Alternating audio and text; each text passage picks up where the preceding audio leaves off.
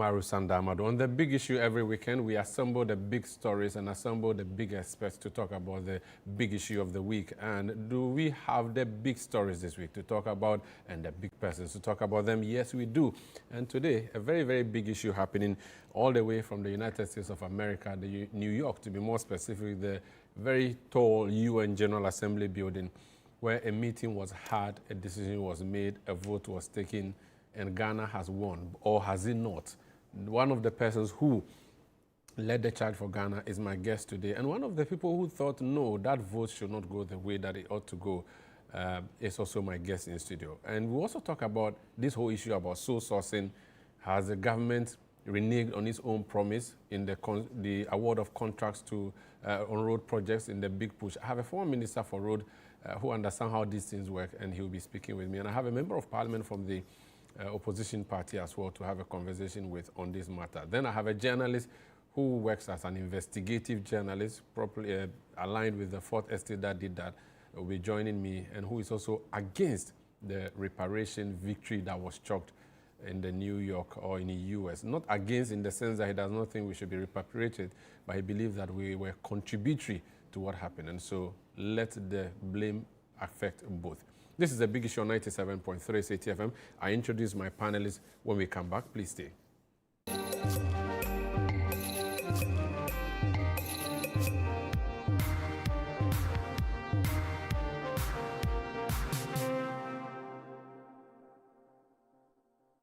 Meet the Blanksons. Meet Papa Blankson, the big man. Always talking big, never following plan. Meet Mama Blankson, fire in her hands. She carries the whole house, she gives the commands. Every day is This week, Frema Edunyame steps into the world of the Blanksons family on the Upside Down Show. It's drama, surprises, and moments you won't see coming. Hello, the Blanksons. Don't you love them already? You know, whose character really looked like them? I think him. Yeah. Hey. Right? Mrs. Blankson, how would you describe your character? I would say Mrs. Blankson is the keeper of the home. She's the one who pushes things behind the scenes and makes things, like she just makes the things in the home all come together. So, like they say, behind every successful man, there's a woman. Mr. Blankson, was there a point throughout the entire shoot that you felt, I wish I wasn't doing this? It didn't have to do with the content. Okay. It had to do with the time, Okay. the ungodly hours. I said, Obia Obaka show. Make a date this Sunday at 7 p.m. only on the Upside Down Show on Channel 1 TV.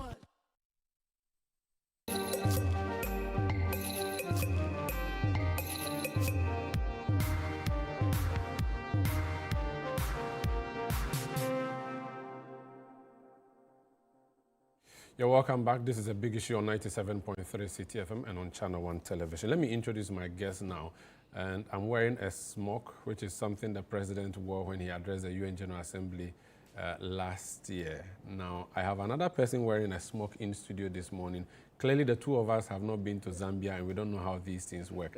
So that's why we are wearing blouse on a Saturday morning. So, interestingly, he and I speak two languages, apart from English. So he speaks a certain version of ever known as Tong, which is the one along the Volta River, and then also speaks Dangbe.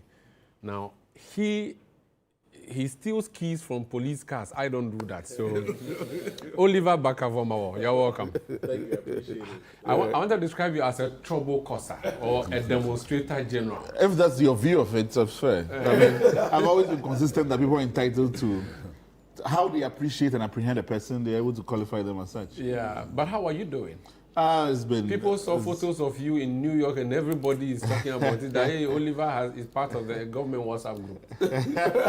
How do you respond to that? Listen, my positions on these issues have been very clear for a very long time. New York is a very familiar place. I lived there and worked for the UN Office of Legal Affairs for many years. So I was happy to be back there. As far as my service to government has been concerned, I've worked in the Ministry of Foreign Affairs. I was Assistant Director of the International Law Division, and these are issues that I'm passionate about. Okay. If my service is called upon to be able to advise government on, irrespective of whichever government, it's service to the nation, I'm happy to do that. Let me introduce my next guest. His Excellency Rune Skinbach, EU Ambassador to Ghana. Did I pronounce that right? Yes, that's perfect. Is that where is that name from? Skinbach. The Skinbach is referring to it means shining hill in Danish, and it refers to my great-grandfather's farm, which was on the west coast, and the last thing that was enlightened by the sun before it went down. Beautiful, in Denmark. In Denmark. How are you finding Ghana? You just took up this position about a few months ago. How are you finding Ghana? Oh, I'm finding Ghana lovely. It's an easy place to land. For me, it's a return. I also had my first job here ever 30 years ago. Oh, wow. So I'm very happy to be back. You don't look that old, so when you say 30 years ago... You should tell my wife. Oh.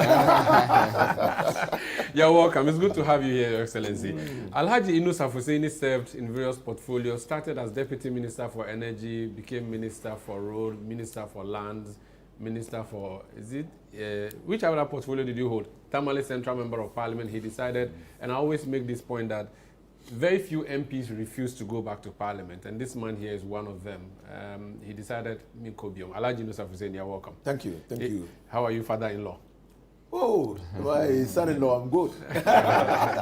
Hope the week has been good. Eid Mubarak to you. Thank you, thank you, thank you. So I was on the Facebook, and I saw a post by somebody, Umar, from Niger. Okay. So when I came here 2 weeks ago, two weeks before the Eid, Yes. and someone who's other than you, Yes. I thought you had traveled to Niger. So when I saw the post, I thought it was you. Maybe to go and buy onions. No. I think we buy onions from Niger. No. I've never been to Niger, actually. I've never been to Niamey in my life.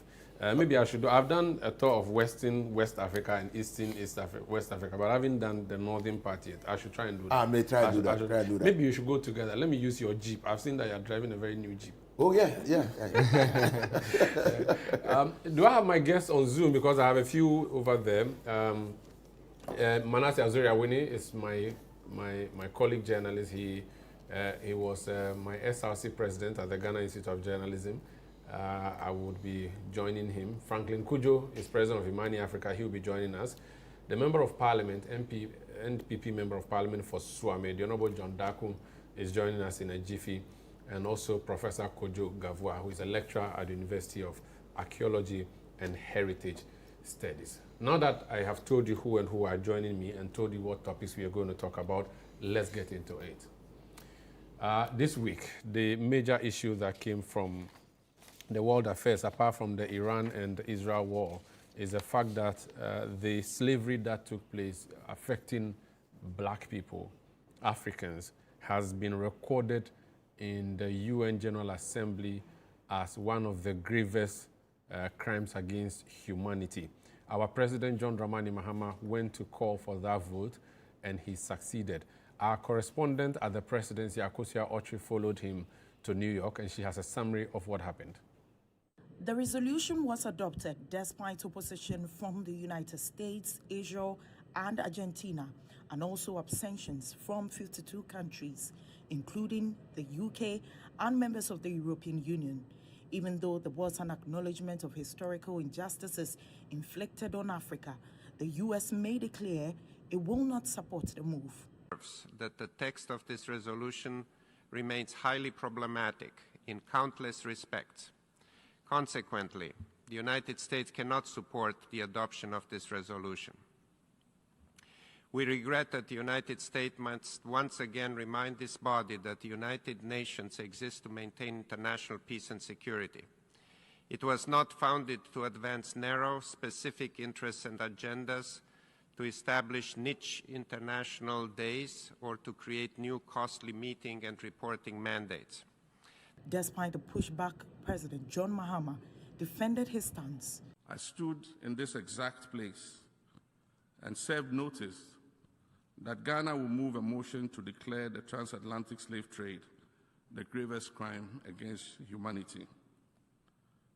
This current draft resolution is a result of months of consultation and consensus building by continental bodies, nations, experts, scholars, and jurists, with the sole aim of achieving a united front and grounding the final outcome in truth, compassion, and moral conscience, remembrance, education, and dialogue. Ghana's Foreign Minister Samuel Okudzeto-Ablakwa said the resolution underscores the need for accountability for centuries of enslavement and colonization. We have advanced the cause of justice, and we have done that so emphatically. Those who voted in favor, 123 member states of the United Nations. 52 abstained, and only 3 voted against. This is an emphatic victory for justice. And our ancestors, Africans, and all people of African descent are today honored that our humanity and our dignity have been restored. Let me, on behalf of the African Group, express our profound appreciation to all member states who supported this resolution. We wish to thank those who engaged in its consideration in a spirit of dialogue, reflection, and good faith. We acknowledge that views differed during this process, and we note the positions taken by delegations that were not in a position to support the resolution at this time. While the resolution does not specify a particular mechanism for reparations, it urges member states to take concrete steps towards atonement, which may include financial compensation, debt cancellation, development assistance, and the return of looted cultural artifacts. So that's a report by Akosia Autry, our correspondent at the presidency. She followed the president to New York. Another person who was in New York, and I'm going to start the conversation with him. Honorable John Daku, you're welcome. Thank you very much, my brother. Professor Gavua, you're also welcome. Thank you. Thank you so much. Manasseh Azure, you're welcome.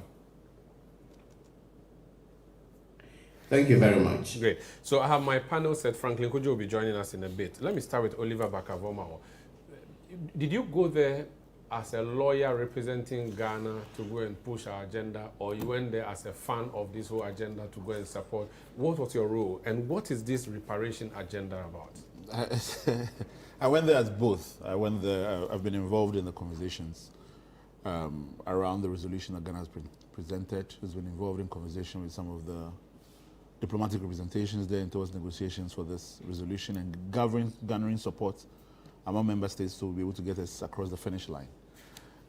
So in many respects, one is also to react to developments in New York. We hosted a high-level panel discussion the day before, and then the votes which happened in the General Assembly on the 25th.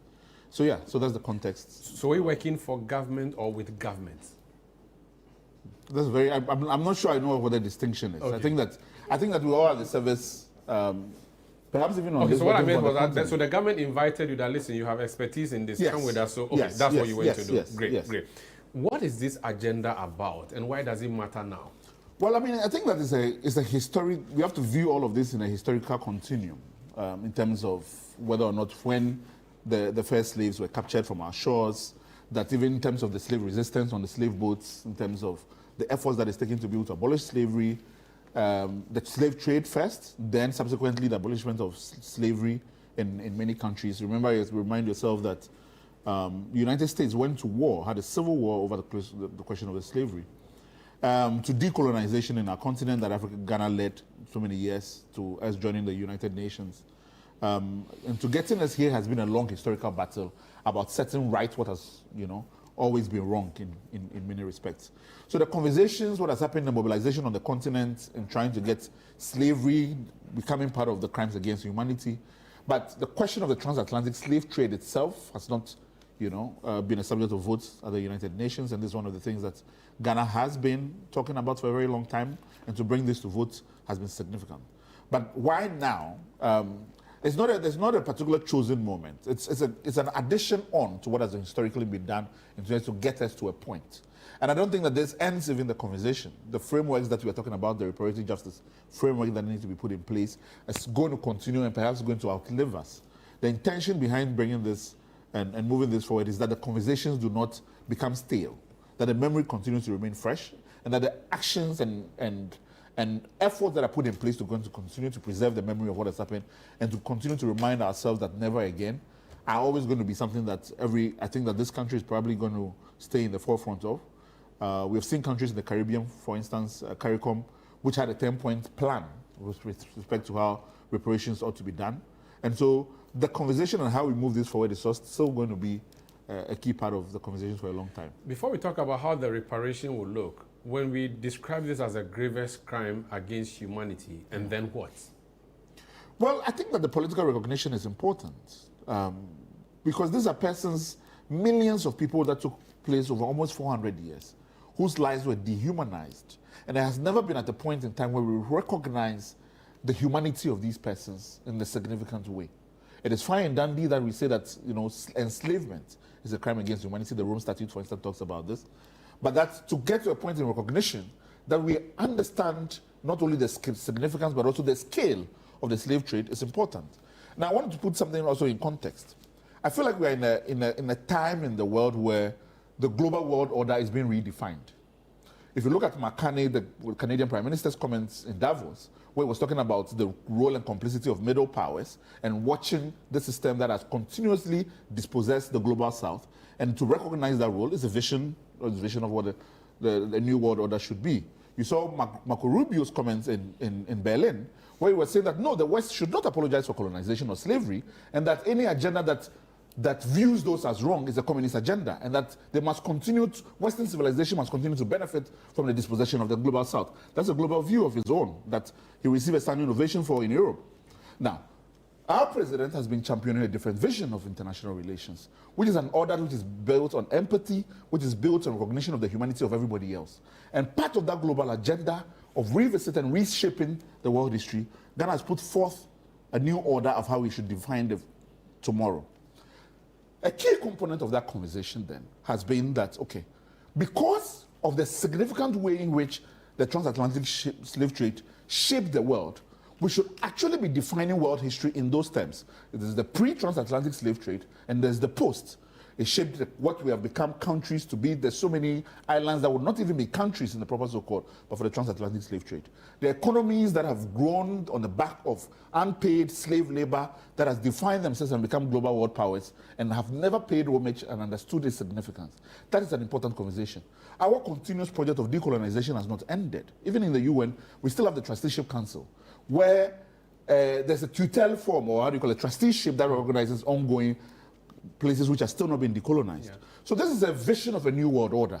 And so saying that it's a grievous crime against humanity is a political definition of what that new world order ought to be, and around the elements around which we're supposed to construct it around, I think. Is reparation the same as paying back? And if it is paying back, is it going to be monetary payment? And who is going to be paid what? And who will do the payment? So it's a very narrow view of reparation. I mean, if you look at the resolution, and I think so many people have not paid attention to it, that the question of compensation is very underemphasized in the resolution.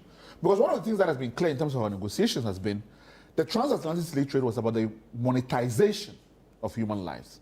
We cannot lead the global conversation around reparations with a monetized conversation around this. So that's not a key focus. So that's not a key focus of this conversation. Now, what has been important to us? One, the return of historical artifacts that are continuing to sit in Western museums that they refuse to bring back to where they belong. It's a huge part of this. The conversations around knowledge and history building around the impact of the transatlantic slave trade and its impact on the world is a key part of this. So if you look at most of what the conversation has been, it's taking stock, is building our research and knowledge around this, and also be able to understand how does this affect global relations. Whether or not in terms of the multilateral trade rules under the WTO, whether in terms of, and I think that former president, for instance, I'm championing, even in terms of credit rating agencies, how we reshape the global economic order is a key part of the reparative justice framework. Okay. Now, we have done this before, right? When African states became independent in the 60s, the new international economic order was built around this language of justice. Now, we're getting back into those ideas that have been lost in the intervening period that the structural adjustment programs took us off course. That we are getting back into those conversations and say, okay, what world do we imagine for ourselves? A world where the global responsibility towards each other is enlightened. And we saw fragments of that break, particularly during the pandemic and COVID, that it became each for themselves, where the global burden of what the pandemic presented, many countries were then hoarding vaccines and all kinds of things. It's a very particular narrow view of how the world should relate to each other. And I think this is what this is shifting us towards. So put us on the same table. Okay. As a student of history and reading the transatlantic slave trade, I see it's a triangle. So Europeans come to Africa, carry slaves and resources, take them to the Americas. Okay, take slaves to the Americas and bring resources to Europe. So that's how it happens. You are the man who represents Europe here in Ghana. Europe, or the European countries who are the architect of the slavery, abstained at this vote. Why did you take that position? So, first of all, thank you for inviting me and giving me this opportunity today to explain the European position. Secondly, I want to congratulate you on the diplomatic success the passage of this resolution constitute. It's important for me to stress that in the UN General Assembly context, there's around 350 resolutions that are passed every year, and on the vast majority, EU and Ghana are aligned. Now, on this particular resolution, I fully understand the political significance. The moral underpinnings of this resolution are very much aligned with the European Union's views and that of member states. When we were amongst the 52 who abstained instead of the 123 that voted in favor, it is because of a couple of issues in the actual text and not so much on the substance. I think that what our experts in New York suggested is that the ranking of heinous crimes against humanity is legally not making sense. So to qualify the slave trade or the transatlantic slave trade and slavery as the gravest crime is not a language that we can subscribe to. We would certainly agree that it is amongst the gravest crimes. But it is not the greatest. It's not the greatest. It's amongst the gravest. So you agree that it's a crime against humanity?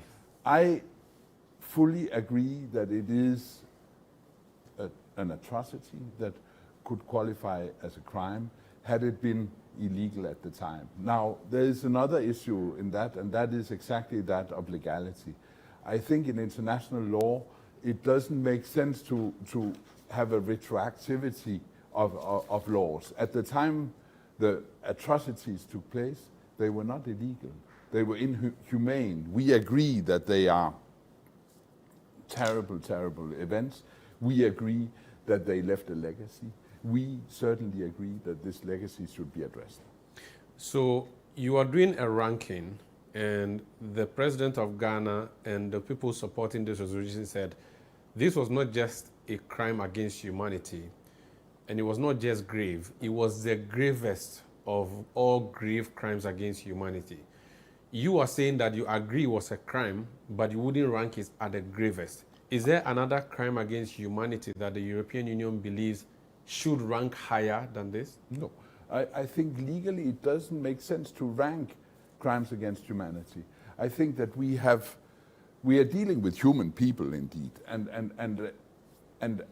the humanities are faced in different ways. You can say this covered a long period of 400 years, this covered a great number of people, but how to compare it with Holocaust, how to compare it with the millions of people that were killed under Stalin's terror regime in the Soviet Union.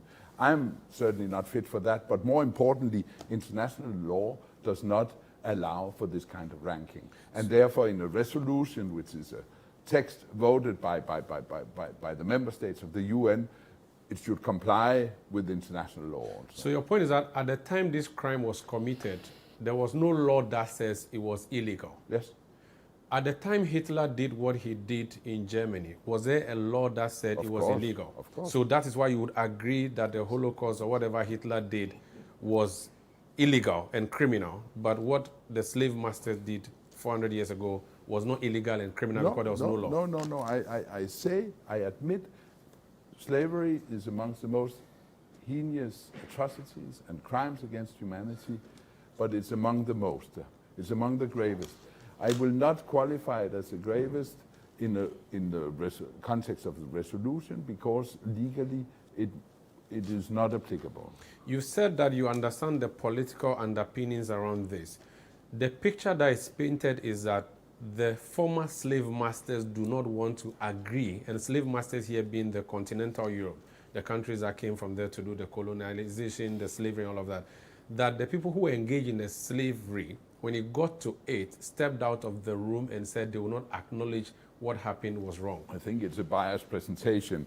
I listened well to our friend here who referred to Rubio on one hand, Carney at the other, but the Europeans, we have been trying to engage constructively also in New York in the debate around this resolution.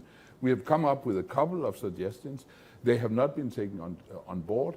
This is fine. I understand the rules of the game, but what I'm saying is we did not vote against. We abstained for very clear reasons. Okay.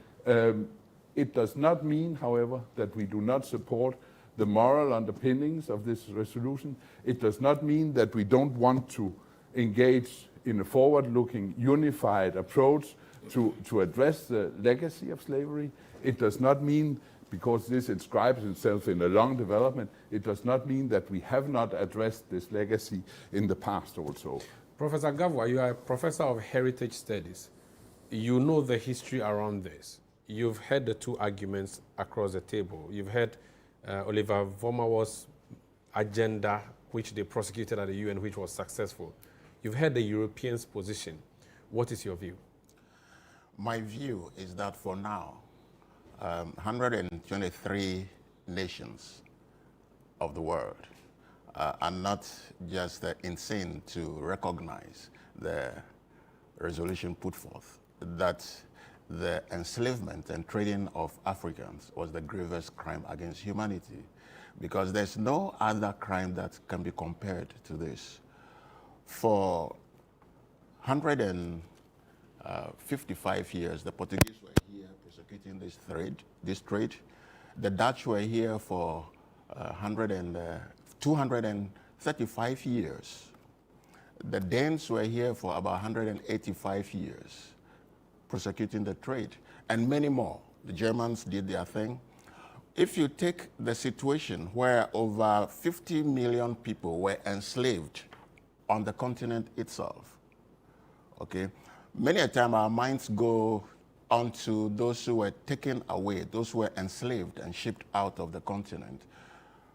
But the number of people that were enslaved here on the continent also counts. Colonization of the continent was just an extension of that enslavement, because we had no legal rights during that period, we had no political rights, and we were coerced physically, psychologically, emotionally on the continent. The legacies are still with us today. I can understand the position of those who voted against and those who abstained using the law, but did Africans participate in the framing of that law?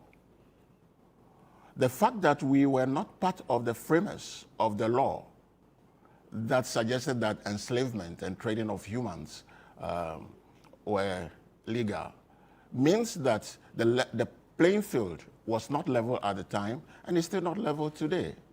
So because the victim did not have a say in the law that says they can be victimized, you cannot today say that there was a law that protected our trade, and so it was just business. That is my position, because I am not a lawyer to know the nitty-gritties of the law.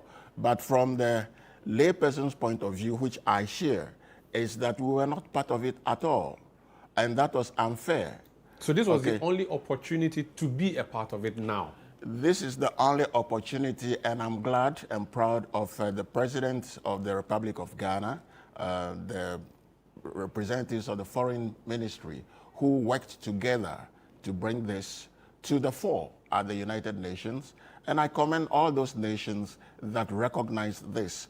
The point is, at this stage, we are not talking about who is to blame for what happened, okay? We are saying that it is about time the world recognize this and we move forward. How to repair this damage is another issue that we have to pursue. In repairing the damage, you need the one who caused the damage to be at the table. If the one who caused the damage says, I do not recognize this damage to the extent that you claim it is, and so I'm walking out, how significant would this damage or this reparation be then? Because the repairers say that they don't agree that there was something up to the level that you claim it was for the reparation to be done. Am I misquoting you? Because I notice you're making faces. Yes, talk to me. Yes. What have I said wrong? So, first of all, we are not walking away. We are abstaining from the resolution. Yes, you walked out. We engaged constructively before. We intend to engage constructively after. We have been physically present here in Ghana for over 50 years. Through the different EU ACP conventions, we have channeled significant amounts of development assistance, doing exactly what the Honorable Minister Blakwa has asked for, not individual compensations, but addressing the inequalities and the community development needs that have been left behind the transatlantic slave. But you abstaining from the vote doesn't mean you are non-committed. That is not walking away. It's not as if you are non-committed. You have taken up. Not voting is also voting, which means you disagree. No, voting against is voting. Voting for is voting. Abstaining is saying we would have loved to vote for, but then we need to compromise on the language. So now that you did not vote, would you implement we abstained. Yes, that means you did not vote. No, they voted by abstaining. Okay, so you voted not to. Because there's a way to vote. There are three ways to vote. You vote for, against, or abstain. Okay. My question is that you abstaining, does it mean you are willing to work with whichever side wins, and now it is a yes that won? So will you work with a yes? Not at all. It means, in this concrete case, it means that we are sorry that we could not agree on a unifying text. I think relatively small elements of the text could have been adjusted and ensure a much broader support. That didn't happen. But as I said before, it does not mean that we don't support the moral underpinnings of this resolution. Prof, and I'm still interested. So if the European Union abstained, how can we prosecute this reparation? Because you need them. And if they say that there's a tweak, there's language should have been tweaked in a certain manner and that did not happen, then it means it's much ado about nothing. We have won, but we haven't won. Hearing that the European Union is not totally against the resolution, it's a positive to some extent. But Europe or America should not lead the process of reparation. We have to repair on our own terms. We must lead the process of restitution and reparation. They say, who feels it knows it. Rita Mali and co. We are the ones that have felt it and still feel it. We must identify what the legacies have cost us and still with us today, and begin the reparation process here, the process of repairing the damage. We have to identify what hit us and then begin efforts to repair. When we start repairing, then the process of healing will come. Healing amongst ourselves first, and then between us and then our neighbors to the north. Okay. Europe may come in when they are sincere, or if they are sincere, because donor aid and so on, what they've been doing so far is just to keep us at the same position. They've been doing this for years. We can say we are very grateful, but what do we have to show for it? You want more than that? We want more than that. We should develop, we should repair on our terms. Okay. Not that they should lead the charge of reparation. Okay. I'll let you rebut. I want to get someone who agrees with you to an extent to join the conversation. Manasseh Azuri Awuni, you are on social media and you say that you don't think that the reparation should happen. Are you saying that you also don't recognize slavery as the grievous crime against humanity, or your position is a little different from what the European Union's position is? You are a journalist. Well, thank you. I must say I don't agree with him. I don't agree with the European Union. I agree substantially with the positions that, on the position of facts, that our side has advanced. I agree that the Europeans institutionalized and provided the incentives for the trade to thrive. I agreed they exploited the slaves in some of the most cruel manner. And as part of my course, I saw a documentary titled Slavery in Another Name. And this shows you that long before, even after the slavery was abolished in the US here, they still did very cruel things. I agree that it is the gravest crime against humanity. And I support the important point Professor Gavois has made about the legality at the time. A thief who goes to steal makes laws to protect his stealing cannot tell us that stealing was legal, because the victim of the theft wasn't part of the stealing.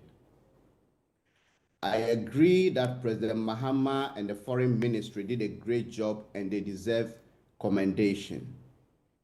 I agree that there should be payments of reparation. They've spoken about reparations in many forms. I followed this debate, the AU level and all. And this is the first time I'm hearing that there may not be monetary payments. It is not yet clear, but in the past, we've even heard suggestions about setting an African-wide account or whatever, reparation accounts and all of that. So I agree with many of the things, or almost everything. The only disagreement I have had is that if there are to be payment of reparations, it should go to the direct victims, as in those who were captured and taken out of the continent. And I said so because literature abound, and this is, on the history of it, we agree on the facts substantially. But literature abounds that if you came to the African continent, and this is a position the former President Kufuor held when he was in office. During the Ghana at 50, there was the Joseph Project. So the disagreement on my part is that if there are to be any reparatory payments, those of us in Africa should not receive it. The reason I made or I came to this is informed by certain views I hold.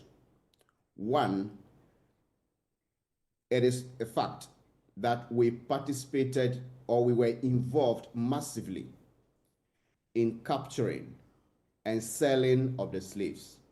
And if you read a history of the indigenous slavery in Ghana from the 19th to the 15th to the 19th century by Professor Akosia Pebi, a lot of it is documented, how we did it in war, through the slave market, and then raids and many other avenues. So the point I have been making is that if we were so much involved, then it is about time we also acknowledged our role honestly. A country such as Benin, known as Dahomey, has officially apologized for its role. And the argument from those who oppose this view is that, well, the institution was such that we didn't have any agency, we didn't have any control, they built a system and we merely participated, so you cannot blame us. I was having an argument with a historian who knows more than I, Kwakuda Kwankra, and he was talking about how everything started, and he made a very important point, even though we disagree, that the very first castles that were built on the coast of Ghana were built without citizens of the Gold Coast participating, because the Europeans wanted them to build or use their labor for free. So they asked their chief, can you give us your people to help us? And the people said, no, if you don't compensate us adequately, we are never going to take part in the building of these castles. So according to him, they had to go all the way to the Gambia to bring people, and I think the second castle they went to bring some people from Nigeria in the Igbo land. And then when Ghanaians started and they were even paying them in subsequent times, he said there was a standoff at a point because the locals demanded that the pregnant women who took part should be paid twice. So if later on we started taking part in the slave trade, I do not believe that we lacked agency completely. We also have evidence that not all the kingdoms or people in Africa took part. Some actually fought and resisted the enslavement of their people, meaning that there were conscionable people who thought that, look, this wasn't good. And also, I recently heard a video, or I saw a video of the Asante Hene who had visited, I think, one of the Caribbean states, and said, someone asked him, why did you sell us? And his response was that even today, with all our enlightenment and our education, we still have them controlling us. How much more 400 or so years ago? Can you imagine what would have happened? Manasseh, so are you saying that pay reparation but not to everybody? How do you even track those who were victims? That's one. Secondly, contribution is what your position is, that we contributed. But if there was no market, there wouldn't be a seller, right? So that if there's a guy buying, knowing that this is a product of illicit trade, he is a major guy. Because if he didn't bring the money to buy, there will be no one selling to him. How do you marry those two? Yes, it's just like saying that I come to City FM and I see your boss and give him a lot of money, money he cannot refuse, and the incentives, and say that it's your sander, I want to buy sander, so take this money, I have the mechanisms to, when I capture him, ship him to wherever I want to go, he takes this money and then delivers sander. Of course, I initiated it. There are no two ways about it. I did all the groundwork. I created a demand. But if he delivers sander to me and I take sander, goes to maltreat sander, and later on sander's descendants begin to complain, and the whole world agrees that that act was cruel, I don't think that we should say that, oh, Sanders' boss didn't have any option, because there were many others who had the option and they didn't take part. Some didn't take part. Some fought against it. So in terms of the proportionality of the blame, it cannot be the same. Okay. So who should be compensated? My view is that those who were sent away, the Caribbeans and the others, because when we are talking about compensation, Prof. Gavua also made a very important point about what even happened in Africa. What about those smaller kingdoms who were attacked and their artifacts looted? What happened to them? Okay, so compensate Jamaica, compensate Barbados and those places. That's your view. But compensate the African Americans, compensate those... Okay, Haiti and the rest. But this is a question. The argument is made that you took the strong men of the continent to go and work on sugarcane plantations in the Americas. And because of that, Africa as a continent is behind in terms of development, and that if the strong working men were still around, our continent wouldn't be where it is currently. You do not agree with that view? And for that matter, Africa should be compensated. It is worse than just the strong men. I have read some research that suggests that the inherent mistrust on the continent of Africa is partly due to the slave trade, that people and communities and kingdoms were raided. So for a long time, they are unable to just trust their neighbors. So it is beyond just this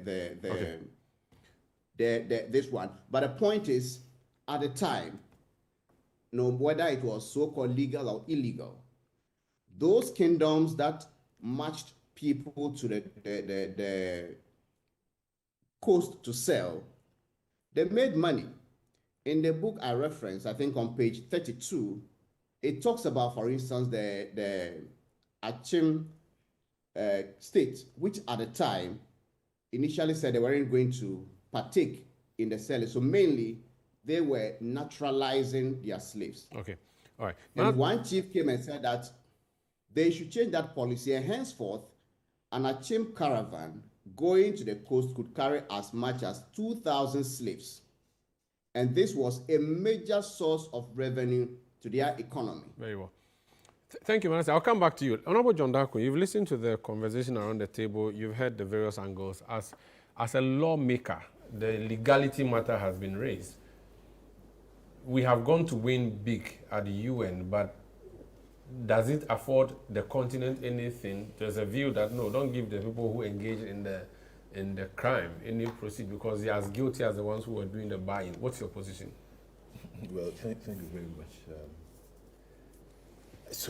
I must first of all say that the President and his team, they've done a good job, and this obviously started by, at least you can say, in the recent history. The former president, therefore, worked so hard to bring us to this level. The AU, which declared 2025 as a year, for justice for African and people of African descent through reparation. So a lot of work has been done, and we must thank the people who got involved in all of this. What can come out of it? Yesterday, when the resolution was passed, I asked myself, okay, so what's next? And that is the question I guess you're asking me. I believe that this is where it's going to end. The people who were really involved stood out. America voted against, the Europeans chickened out. Israel. And Israel also voted against. I mean, Israel, I don't even know why, but I was expecting Israel to vote in support of this because of the obvious reasons. But this is where we are. Who is going to pay what? I don't think that Americans are going to pay anybody. Europeans are not going to pay anybody back because, as we saw, they decided to walk out of the room. But it's good that this is recognized as the gravest crime against humanity. I don't think that there can be any other crime superseding this. Not the Holocaust. Definitely not. I mean, look at the people involved. If you look at the numbers, Holocaust, we're talking about 6 million or so. This is way more than that. And look at the number of years. Look at the inhumane treatment that people of African descent went through. So it is good that we've managed to get the world to come to this conclusion that this is wrong and this is a grievous crime against humanity. I don't believe anything will come out of it. I think what we have to do as Africans is to fight on our own. At this point, we must always decide that our destiny is in our hands, because the way the world's economic architecture has been drawn from the over 150 years ago clearly disadvantaged Africans. So we should fight our own fight? I think so. I believe that is a good thing. You don't think anything tangible will come out of this that will prop us up in any way? No, not at all. Not at all. And that's why I first of all thank them for what they've done. But really... so the optics, nice, but beyond that? Beyond that, nothing is going to come out of it. Because look, who is going to make the payment? Look, even the artifacts, okay? The argument returning about the artifacts. Recently, they returned some few artifacts to Asantre. Yeah, and but it's even on loan. It's for years, for a period. And we have to go back. The West is not ready to admit that they caused this harm to us, and that they are ready to repair. They are not ready to do that. They have benefited from the sweat of Africans. They are living good lives because of what they did to Africans. They are not ready to move beyond that. Africans played a role. That's the other argument. Yes, I mean, but they benefited. The West benefited. Africans also benefited. They gave us snuff, gave us mirrors, gave us brandy. So we also benefited. At the time, it was barter trade, right? And that was a commodity, the value of a person. I mean, and that's why the ambassador says it was not illegal at the time. It was legal business. Well, I mean, I think that Prof answered Ambassador. Ambassador is making a case for his region, but I think that argument doesn't fly at all. I mean, imagine sitting in Europe and we are making rules, to govern some African living his quiet life in a village. And you, because you legalize it over there, you say that it should be legal here. I mean, how is that even possible? So it's a good thing for the optics, but in terms of tangible outcomes, I have my doubts. Nothing is going to come out of it. Africans must fight the battle to free ourselves from the economic shackles that this whole slave trade has put us in. So we should move on. I think we should move on. Alhaji Yunus Hussaini, should we move on or we should keep pushing? Well, so the conversation largely has been, if you want, misdirected to some extent. And let me congratulate Oliver and the team, President, Minister for Foreign Affairs, and his team who went to the UN General Assembly to achieve this feat. But mobilizing an international community around an issue of foundational justice is not easy. What they did in international law is establishing a normative principle of international law. That's what they have done. A normative principle of international law. That now there is an authoritative voice of 123 nations declaring slavery as the gravest crime against humanity. Authoritative. And that's how international norms are created. It doesn't really matter that Europe abstained. In the establishment, in the declaration, a resolution to establish the International Court of Justice, International Criminal Court, America abstained. But the court is operating. That's a normative principle of international law. Now, driving out of the declaration, when the International Declaration of Human Rights, countries abstained. That's how normative principles are established at international law. That's how they are. So we must all accept that what has happened is really historic. That for the first time, there is an authoritative declaration at the United Nations that slavery perpetuated against people of African descent is the gravest crime against humanity. So it's become international law. Yes, you can now refer to it. It's a resolution. Now, I hear the argument, and also the United States representative at the UN made that argument. He incited use Kujan. Yeah. I mean, go back, Ambassador, from the days of Hugo Grucius up to Jeremy Bentham. International law has been a law relating the relationship between nations. Which nations were in Africa at the time slavery was there? None.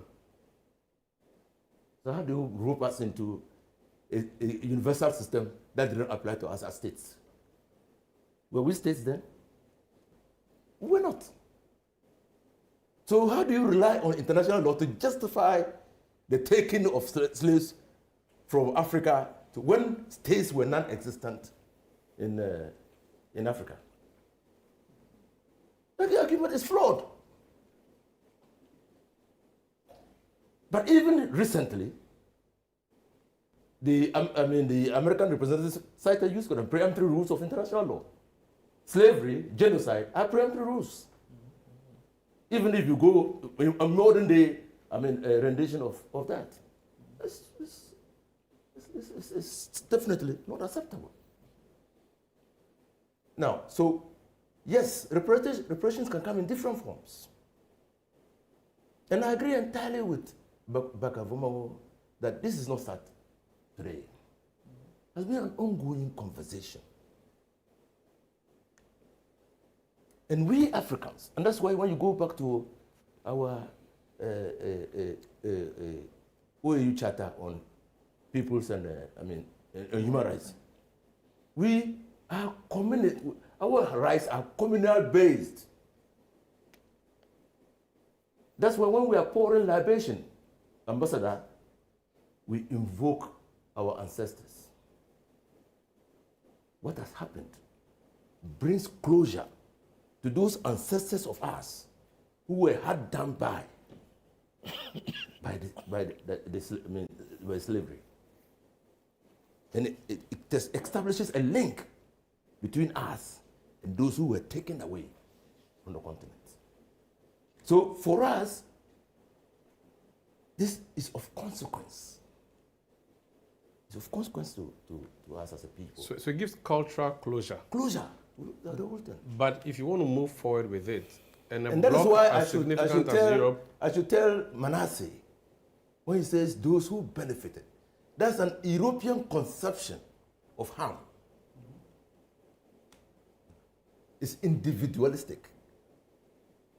So even though slavery was, slaves were exploited for the benefit of the state, even in America today, to be able to establish, that to benefit from any arrangement that compensates you as a descendant of a slave, they must trace the root because it's individualistic. We Africans. It doesn't work like that here. It doesn't work like that. You touch here. one, you touch all. All. That's how we work. That's how Africans. That's so it should be continent-wide. Wide. Or nation-wide. No, it's continent. Continent-wide. That's why. But he says. That's why, for the first time, 56 African nations agreed. Were united in their belief that this is the way. But Manasseh says, target the Caribbeans, target the Black Americans. They are the ones who suffered directly. They can trace it to their great-grandfather who was put in a ship and moved from Elmina all the way to only God knows where. But not you, Inusa Fuseni, who is in Ghana, who was not affected in any way from Tamale. Those of our ancestors who could confer benefits on us, who were traded, who were moved to the United States, constituted a loss to us. Constituted a loss to us, whether within families or within nation states. And that's how we must look at it. The absence of Europe or the decision of Europe to abstain, you have said we have the law has been established, but their absence, how significant or insignificant is that? Well, what Europe did was also strategic. And you could see it from what the ambassador was saying. They can come back at a point in time where they, if they believe that the share in the development, so there's a workable agenda to be able to implement what we want to achieve under the resolution, they can always come back. That's why they abstained. It's strategic. Okay? Because sometimes you have to say, why did Europe abstain from the votes? About 2 or 3 weeks ago, Spain apologized to the Latin American countries for the inhumane treatment they meted out to them. The King of Spain did that. So a recognition and an acknowledgement of the fact. So there's precedent. No, I'm saying that there's precedent, even in Spain, in Europe. Yes. There's precedent. So why haven't you, and I just want to hear from you, so if there's precedent and there's this issue of reparation that's happened, this is not just a recent matter. Why don't you latch onto that and say, oh, in the past we did it, so let's do this too. Just say we are sorry, and then perhaps that would be satisfying enough. You don't even have to give money, but Europe come together through your president of the European Union and say, we are sorry for what happened 400 years ago. So a couple of things. First of all, let me remind you that I started with congratulating Ghana on the passage of this resolution. But not apologizing to Ghana. Secondly, at the time, there was no EU. It is certainly not within our mandate, according to your arguments, to apologize on behalf of our member states. Thirdly, there are a number of member states who are apologizing, who are repatriating artifacts, who are working. I stated clearly, we support the moral underpinnings of this resolution. You say it was strategic of us to abstain. I could claim that it was a strategic choice not to listen to the few amendments we suggested to the resolution. Because I will come on this, because that's not absolutely correct. I'll come on to him. That being said, during the independence of Ghana, since '57, we have been supporting through the different frameworks, the EU ACP frameworks, the Yaoundé, the Lomé, the Cotonou, the Samoa But the point has been made here that that's pittance. No, that's not what we need. No, I'm not saying, if you qualify it as pittance, I hope that my European taxpayers don't hear that, because they don't feel it as pittance. And I can say that what we do it in collaboration with the subsequent governments that you have elected.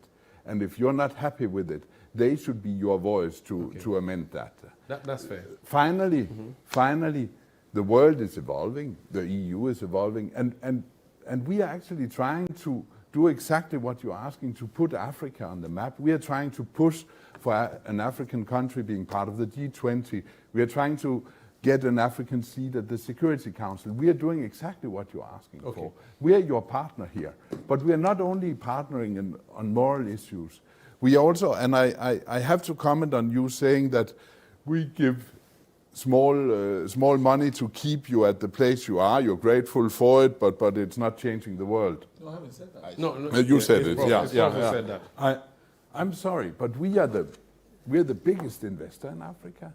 We're the biggest donor to Africa, and we are the biggest export market in Africa. And we have been trying to using resources you took from Africa hundreds of years ago. I don't know where the resources are coming from. I think it's a bit generous of you to say that everything comes from the slave trade. And I'm not sure that is well documented, but it doesn't matter. What I'm saying is that we are with you on this. We're partnering. We are trying to address the legacies, the inequality, the structural deficiencies, the development issues that have arisen also from slave trade and colonialism later on, and we admit that. I'll come back to you. I'll wrap up for me, so I'll go to Oliver. So you see, what has happened is actually given Africa some level of agency and some in a voice. And it's establishing a kind of leadership in Africa. 1.4 billion people on the continent, 54 nations. We have 30 of the critical minerals required in this, by nations for the development of electronics and other things. Now, what has happened will lead us into having uniform positions on how we manage our resources, on how we have a voice. For instance, today is our slavery. No one is talking about the eugenics that took place in Africa among the Herero people, where they were captured, where there was genocide, they were captured, beheaded, and their heads sent to Europe for scientific experimentation. No one is talking about that. Okay? No one is talking about how Cecil Rhodes came to Africa, a sick man, had pneumonia. He came to benefit from the sunshine of Africa and eventually became the owner of the most wealthy gold mine in Africa. Leopold in the Congo, where people were amputated for just harvesting. Those who failed to harvest the rubber had their limbs amputated. where the United States courts, in interpreting we, the universal creed, we the people, giving to ourselves a constitution, said it didn't include the black man, because the black man was 3/4 of a human being. Well, addressing a historical wrong, it will take time. But I believe that this normative culture in international law is going to take root, and it's going to address many. There could be many repercussions from this resolution. Okay. Because there were many injustices perpetrated against the African people. Okay. Oliver, I noticed you wanted to correct some things. While you do that, I want you to also, yesterday I listened to the minority leader in Parliament, Afenyo Maki, and he said, listen, if there wasn't slavery in Africa, we wouldn't have sold. We were selling our own people anyway, and he used the word donko and said that we had slaves and even had names for them. So we can't pretend to be holier than thou in this matter. Yeah. Did you consider that when you went on this campaign? How do you address that plus the other issues that were discussed around the table?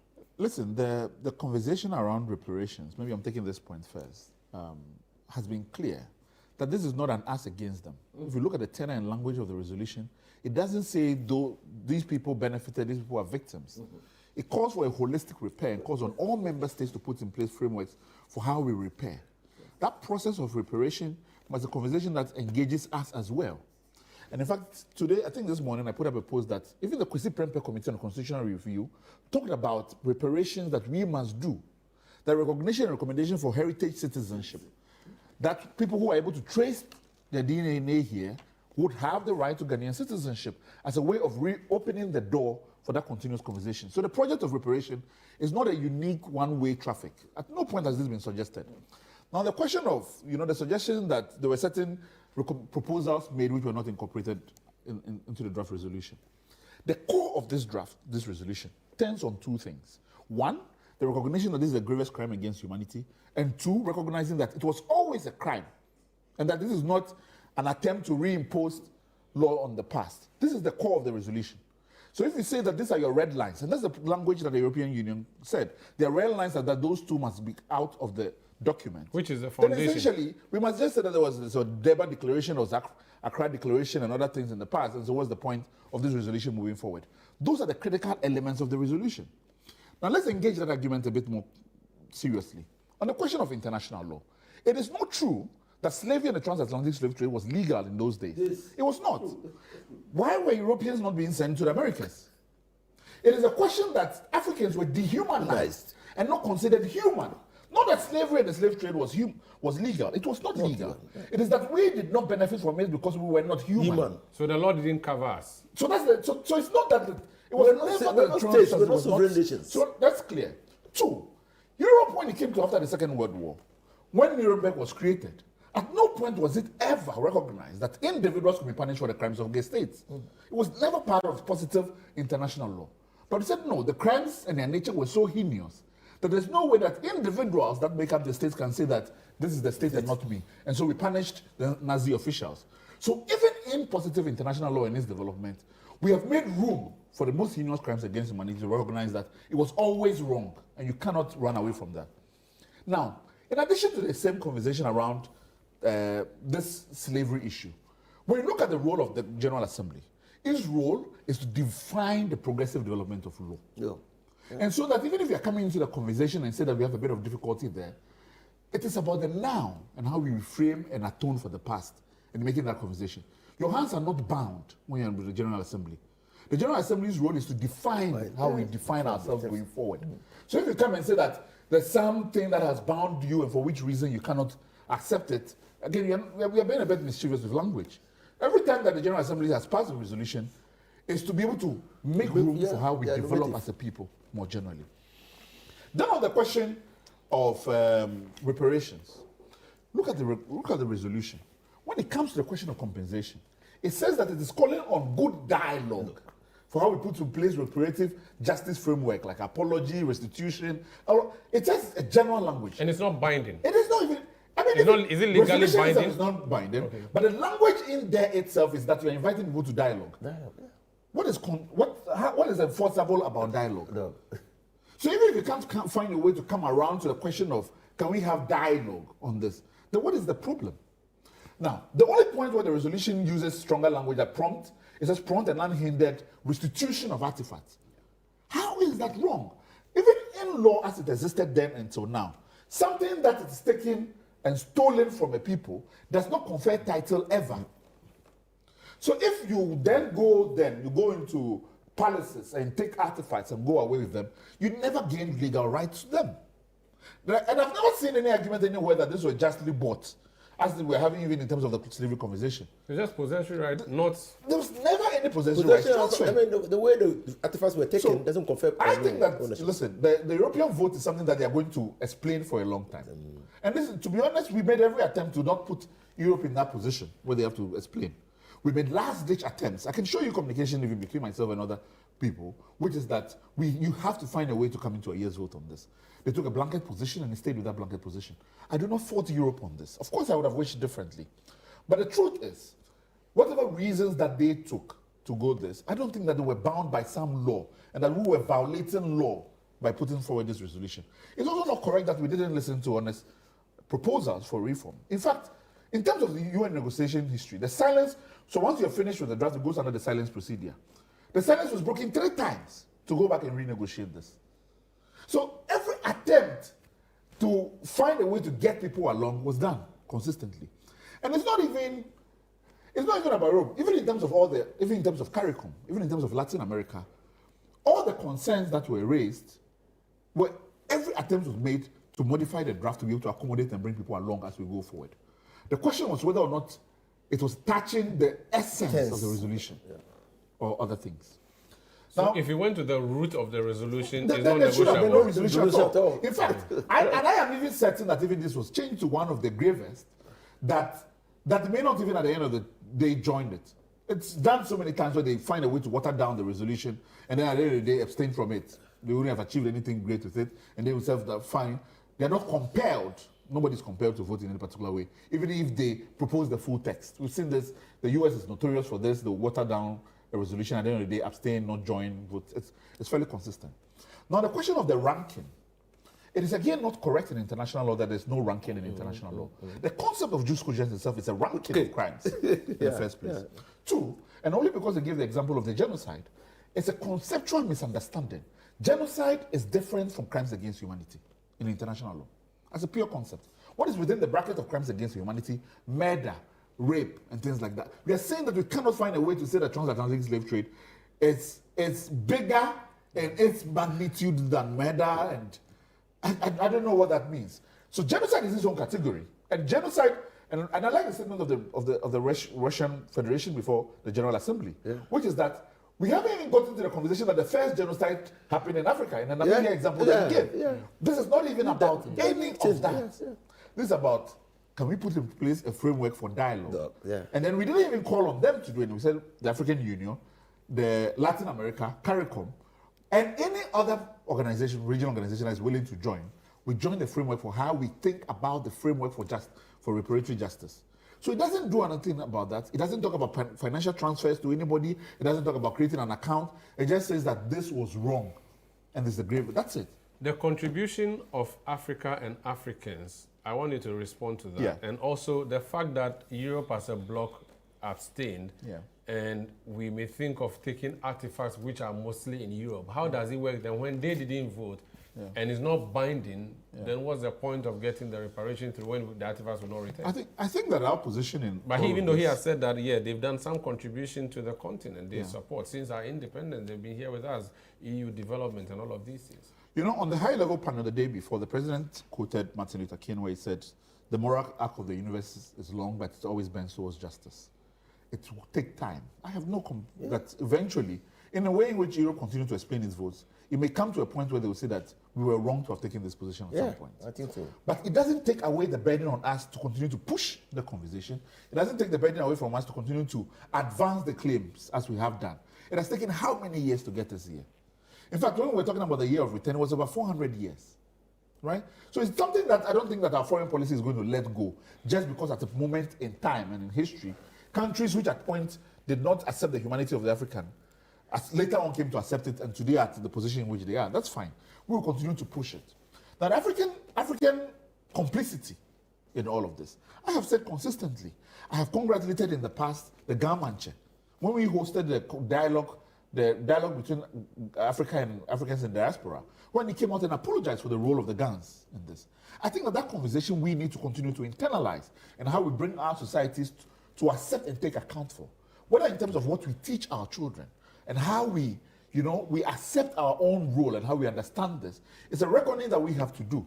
We're doing it for us not because of Europe, but for our own selves to heal and to be able to acknowledge the debt we owe to our ancestors. We have to do that. Okay. So in that conversation, I don't even know why it would be brought up, to shift the conversation around this. There's no denial of it. Africans have led the conversation about discovery of this. Professor Pebi and co have written on this. We are doing our own work. And what we are doing is that everybody else must look into themselves and do that work as well. So what next after this? I'll come to you.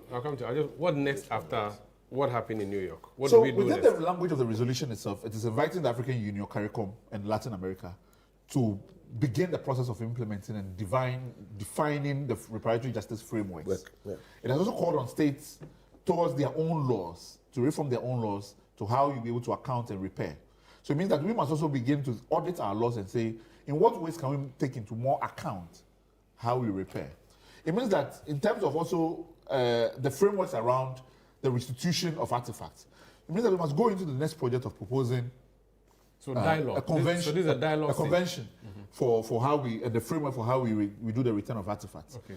I know that some countries are even demanding for an advisory opinion from the ICJ on this. I'm not one in favor of it, but the entire process for the implementation is continuous conversations and dialogue about elaboration. Since it's going to come in, let me make a quick point about something he said.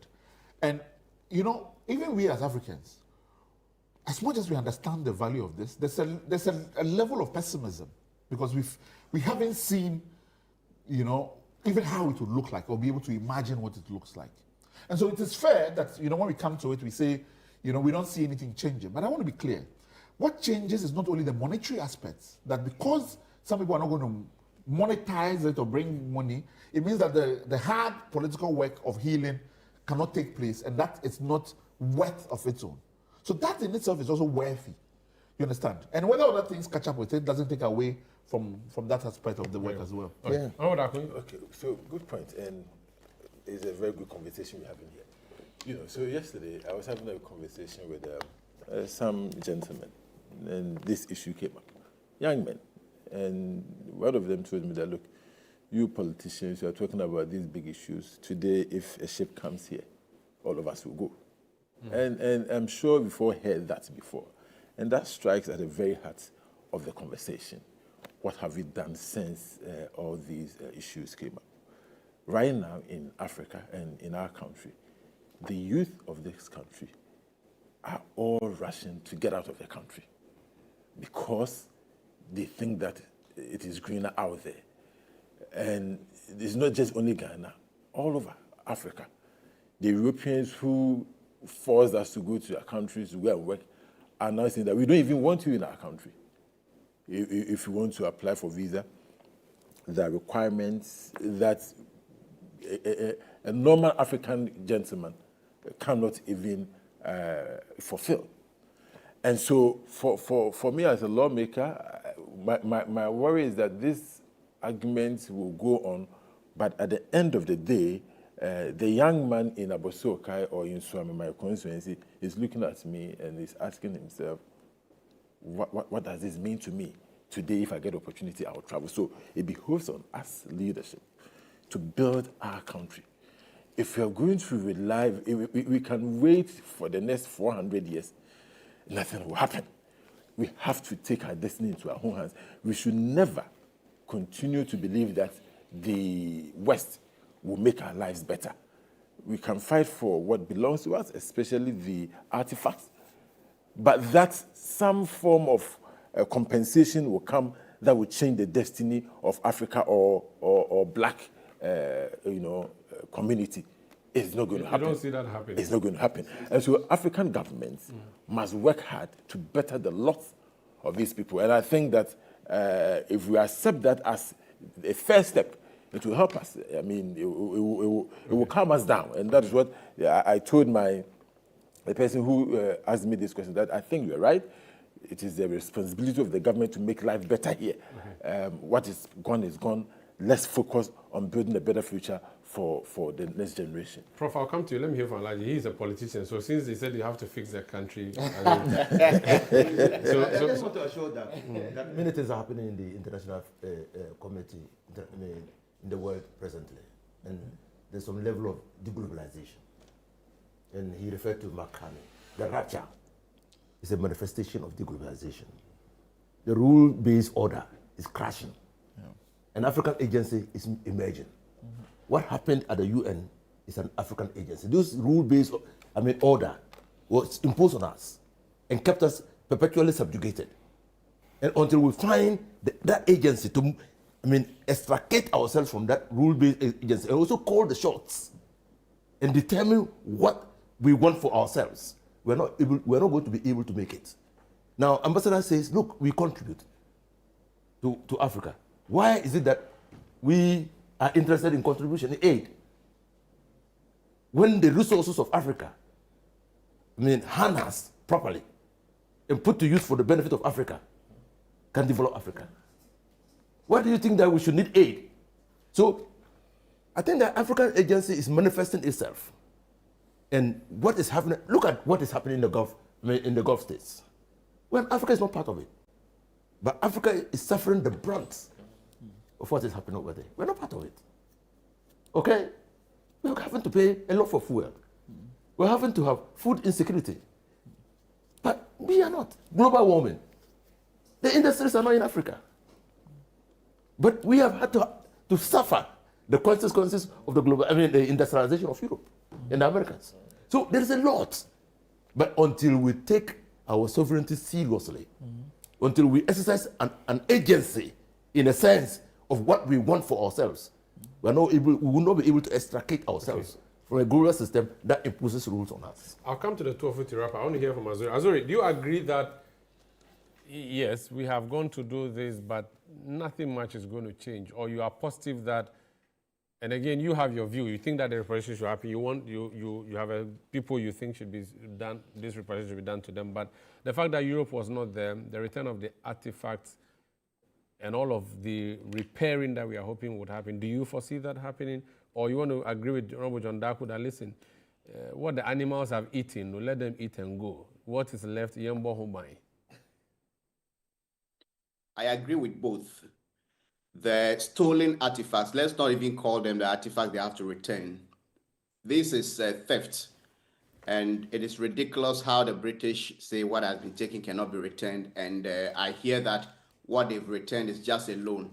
I'm waiting for the day when any man born of a woman would go to, let's say, Asante Hene's palace and say, we are coming for the artifacts. The ones that were brought?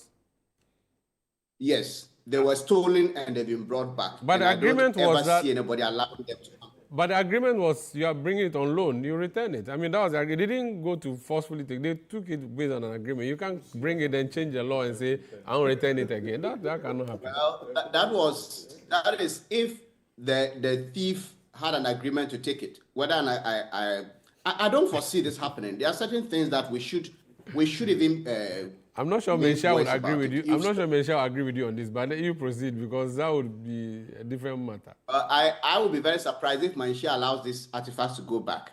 But that is just by the way. Okay. On John Darko's point, I tend to believe that in as much as these things are important, they also raise very important issues for self-introspection. And that is why I'm against those who want to shut everyone up and say, let's push only one conversation.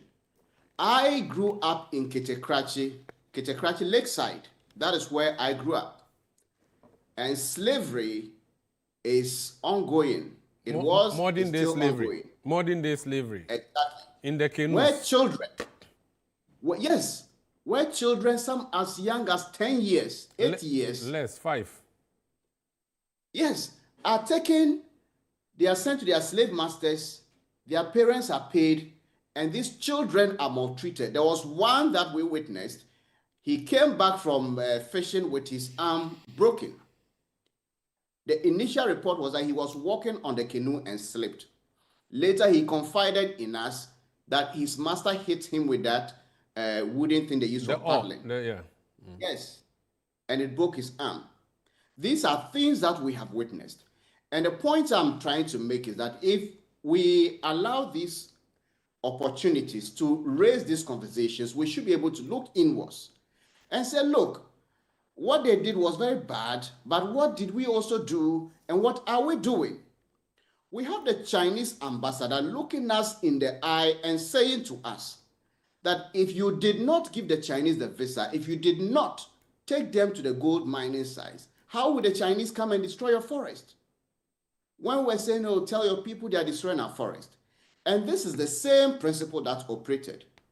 On these artifacts, it's very good they return them. Whatever they've stolen, if there's a way to get them to return it, I am all in favor of it. But there are more important thing we should be looking at. If we are saying bring this artifact, which is symbolic but a wood carving, and you have someone like Abacha alone stealing as much as $5 billion, taking it out. The oil minister recently stole hundreds of millions, and some Europeans and Americans are bringing the money back. I don't think that if we managed our affairs well, we would be getting some sermons that we are helping you with aid, we are doing this. No, what we steal and take out is more than, you can't even compare it to the pittance we get as aid. So the ambassador said, don't let the taxpayer of Europe hear that you are describing it as pittance. It's very significant. I'm comparing it with how much we steal and take out. Okay. That is what our political class. Not just the political class. We tend to just look at politicians as the only problem, but I have been doing anti-corruption work, and I also know that even if you ask me, the most corrupt Ghanaian is not a politician, he's a businessman. That is in my view. Okay. We have private individuals, so it is our collective responsibility to say that, look, we are not respected across the world. Why? Because nobody respects beggars. Why are we begging? Very well. When COVID came, we went begging for vaccines. But when others were investing in vaccines, we were building cathedrals. So let's begin to take our lives seriously and let this humiliation that we suffered, that we are being reminded of, engineer us to do things differently. So I agree with Mr. John Darkun's position. Prof, I want to hear you. You wanted to say something on this wrapper for us. First, irrespective of the character of the resolution, it has been passed. Yeah. Where do we move from there? You see, we are talking about we have to do this, we have to get our home right. If you don't know what hit you, you don't know how to repair that damage. Okay? That is why this resolution passed is good. It sets the pace. Reparation and restitution are not events. They are mutually interrelated, but they are processes. And the process has been enhanced by the passing of this resolution. What do? We have to increase the dialogue, the public outreach for people to understand the essence of this whole resolution, and then how we manifest it. Restitution, we're talking about restitution. It is highly important. I happen to chair the Ghana's focal team on restitution. And we have been working with colleagues on the continent, across the continent, and in Europe. The point I keep on making is this. When we restitute, it will mutually benefit Africa and even Europeans. Because the damage done to us here is one, but Europeans have also damaged themselves mentally. In the sense that, why would I be seen in the streets of maybe Rome or London, and then because somebody has a lighter pigmentation, we think that because I'm from Africa, he is much more better placed in the world than me. Or I'm stupid. It is a mental damage. Number two, if we don't repair this damage collectively, Europeans don't participate in repairing the damage on their terms, and we Africans do it. What is going on will continue. My colleague talked about if they were to bring a boat here, people will flock. Why? Because we are all products of the same system.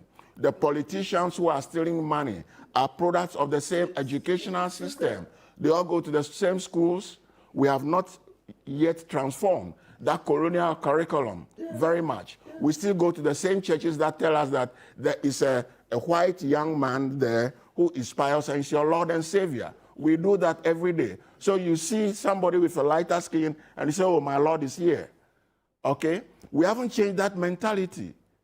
We are still against each other because I speak Ewe or somebody speaks Dagbani. I'm better than the person who speaks Dagbani and vice versa. These are all legacies of what we went through, which we must confront here on the continent by ourselves. Then our colleagues outside, they want to be partners. I keep hearing the word partner. If you want to be a partner, then we must plan together, execute together, and then the benefits will be mutual. You don't plan out there and come to us and say we want to be partners. Maybe it's collaboration, and we don't want to be collaborating today in things that will be against us. The boat has started sailing. We have to join in. The point about we started it, we were enslaved. We did not dehumanize ourselves. People acquired from other families, incorporated them. Integration. The people forget it. Okay. But chattel slavery dehumanized people, transformed people into cargo. Are you sure we did not? We walked them in caravans, in chains and shackles from the north go down to south. That was the period of chattel slavery. Chattel slavery. Okay? It's not what we refer to as Africans were also trading long before Europeans came. The Arabs were there in East Africa, Tanzania. That's why we had the Maji Wars and so on and so forth with the Germans. The Arabs started, the Germans came in Togoland. The Germans were there, so-called punitive wars against the local people. They went to Karachi, beheaded the priest, the high priest, took things from his palace. Okay, many missionaries came here pretending to be cleansing us of demons that were embedded in our artifacts, many of which are the souls of our communities, and then took them away. Okay, so this is the time for us to reflect, and our leadership has set the pace for us, and the conversation does not stop around this table. It enhances the dialogue, it enhances deliberation on what we should be doing. The academic institutions must lead. What are we teaching? What are we learning? What are we imparting to society? Our media people should reflect. What are we propagating? What are we recycling? Are we recycling the same jaundice knowledge system that is keeping us down, or what? Okay. So we have to change the mind. Ambassador, because we are now, the chain is on the mind. We've been enslaved mentally. And sometimes I say we are on autopilot. We don't even know where we are going. Okay? Today is Malaysia, we rush there. Tomorrow is Germany, we rush there. Next time is China, we rush there. Who are we? This is why the resolution is important. To restore our dignity as a people. Okay. Thank you. Ambassador, you abstained, but it's been passed. So what will be the level of involvement of the European Union moving forward in the dialogue, in the reparation, the return of artifacts? What will be the position moving forward? So we abstained, but not because we disagree with the substance of the resolution. I feel that this morning, no matter what I say, it can be misconstrued as something that is not enough, that's something that is our mistake at the outset, that's something that could be done better. We do as well as we can. We try to help Africa. We realize that what happens in Africa matters in Europe. It matters to Europe. This is why we try to help Africa do as we have done in Europe. We support the creation of the African Union. We support the establishment of the AFCFTA. We support the establishment of sub-regional organizations like ECOWAS. We try to give, in close coordination with the African governments, development assistance. But the world is developing. And now the dependence or the interdependence between small countries like the Europeans and the Africans is on the increase. It's in a fragmented world where we need partnering. So we are not saying that we are the greatest partner to Ghana. We are saying we want to partner with Ghana. We had our vice president of the commission here earlier this week signing a partnership agreement on security and defense. We have substantial development aid. We have the biggest investments, and I mentioned also we are the biggest export market. Now, there are other partners out there. We heard about one who is destroying your forest and promoting galamsey. We know what they're doing to your fisheries. We have another potential partner out there who is recruiting young men to fight a colonial war against another country, against international law. So I think they learned from some people in 1918. Yeah, that's what I'm saying. That's what I'm saying. I can say nothing right here. Huh? So what I'm suggesting is that we look forward. We are here to assist. We are willing to assist. We are supporting the resolution that we have abstained on. And now I very much agree there is some internal reflection to be done. We need to optimize, and we want to address the legacies of slavery. We are addressing them. We are supporting the restitutions of the forts. There are return of artifacts. It should be permanent return. It shouldn't be bring the artifacts on. No, visits. talk about the British is not part of my union. I know. They left you. Just a quick one. Just a quick one. When we pursue the cause of reparation carefully, and then our neighbors to the north, European Union and America, if they want to join, work with us instead of helping us. Okay, they shouldn't always be helping because we are underprivileged. They want to help. They must work with us. When they do that meaningfully, our people will stop crossing the Sahara and the Mediterranean and getting into Europe, which is creating problems for Europe. When we have confidence in ourselves here, we restore our own dignity and see value in our world and who we are. Our young men and women will stop running to Europe and stop creating problems for them. Thank you so much. Ambassador, thank you so much. It's been great having you in studio. We look forward to you joining us in subsequent shows when we have a discussion which Brussels is interested in and you come and share with us. Thank you. Happy to. Thank you so much. This is The Big Issue on 97.3 City FM and on Channel 1 Television. We take a quick break. When we return, we deal with the issue of the road contracts under the NDC government, sole sourcing, which was a cursed animal in the NPP administration. What has happened? How come it seems to be getting a lot of props this time around? And then a law was passed, or a bill was passed in Parliament 2 days ago on legal education. I have 4 lawyers in studio and an aspiring lawyer and the husband of a lawyer. So we'll talk about that when we come back. Please stay.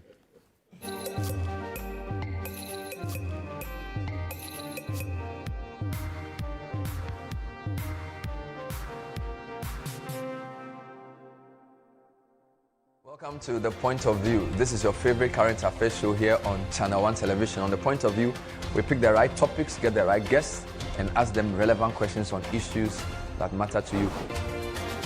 With the complexities of the issues happening around us on a daily basis, it's the hard-hitting conversations and the probing questions of The Point of View. So what is the Public Account Committee's job? So what we do is to scrutinize, clarify, and find out why certain infractions have been made. What do these IMF programs try to do? The current program is for budget support.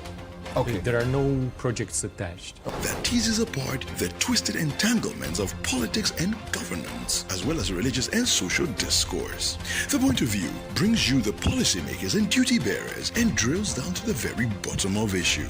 What authority do you have? The Point of View airs every Monday and Wednesday at 9 p.m. only on Channel 1 TV.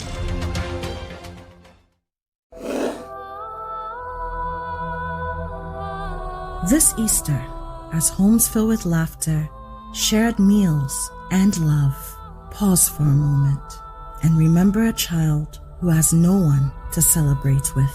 Across Ghana, children in selected orphanages are hoping for care, hoping for comfort, hoping for kindness. You can be the reason a child smiles this Easter. Support the Easter Orphan Project 2026. Your donation in cash or in kind will provide warm meals, clothing, school supplies, and essential care for their well-being. Send your mobile money donation to 0550-900-006 or write a check in the name of the City FM Foundation. You may also bring your donation to Channel 1 TV in Tesano, Accra, Ghana. You can donate milk, sugar, rice, toys, books, or detergent. For more information, visit www.citynewsroom.com or call 0550-900-006 or 0302-226-013. The Easter Orphan Project comes off on Monday, 6 April 2026 and is powered by 97.3 City FM with support from Channel 1 TV. This Easter, let your kindness light up a child's life.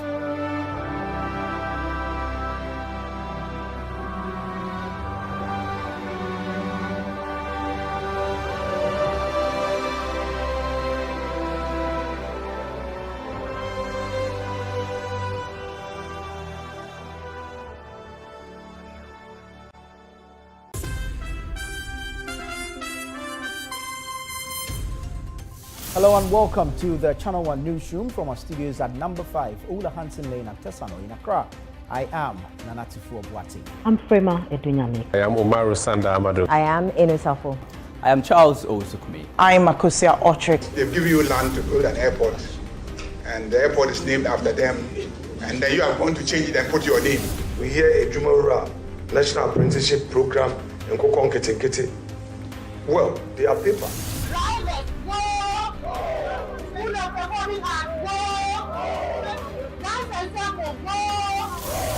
A terrorist attack in Burkina Faso claimed the lives of 8 Ghanaian tomato traders. Our fire extinguishers, they are empty. In the market, our fire extinguishers are empty. This is a bill Ghanaians have been working for. It was one of our flagship strategies for economic transformation. What do we have to do now for you to call off the strike? The others also, did influence the voters.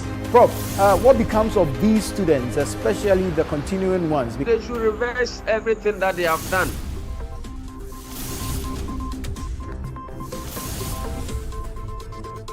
Channel 1 Newsroom airs Monday to Sunday at 8 p.m. only on Channel 1 TV. Bestie? Yeah! Hey, The Blanksons premieres on Thursday, April 2nd, 2026 at 7:30 p.m. on Channel 1 TV. The vibe is too much.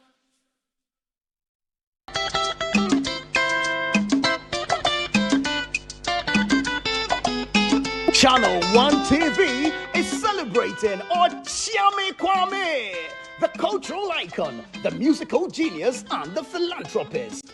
Kwame turns 50 years in April, and Channel 1 TV is celebrating him for his contribution towards arts and culture, health and wellness, and positive impact on the youth. We are hosting OK at 50, a night of 50 songs and love at Plus 233 on April 18 at 7 p.m. till you beg to go home. Dedicated to my stable girls. It's a one-mic check. Featuring an all-star lineup of Ghanaian artists who have been impacted by this legend. Kiddy, Kwame Eugene, Brothers, Sister Fia, Amrado, Miss V, Abochi, Kwabna, Akwabua, Raskuku, Adina, Abiana, Kweku Darlington, and King Paluta. 10 artists performing 50 songs. It's going to be an all-white party with a purpose. Ochiame wishes to build a pediatric emergency center.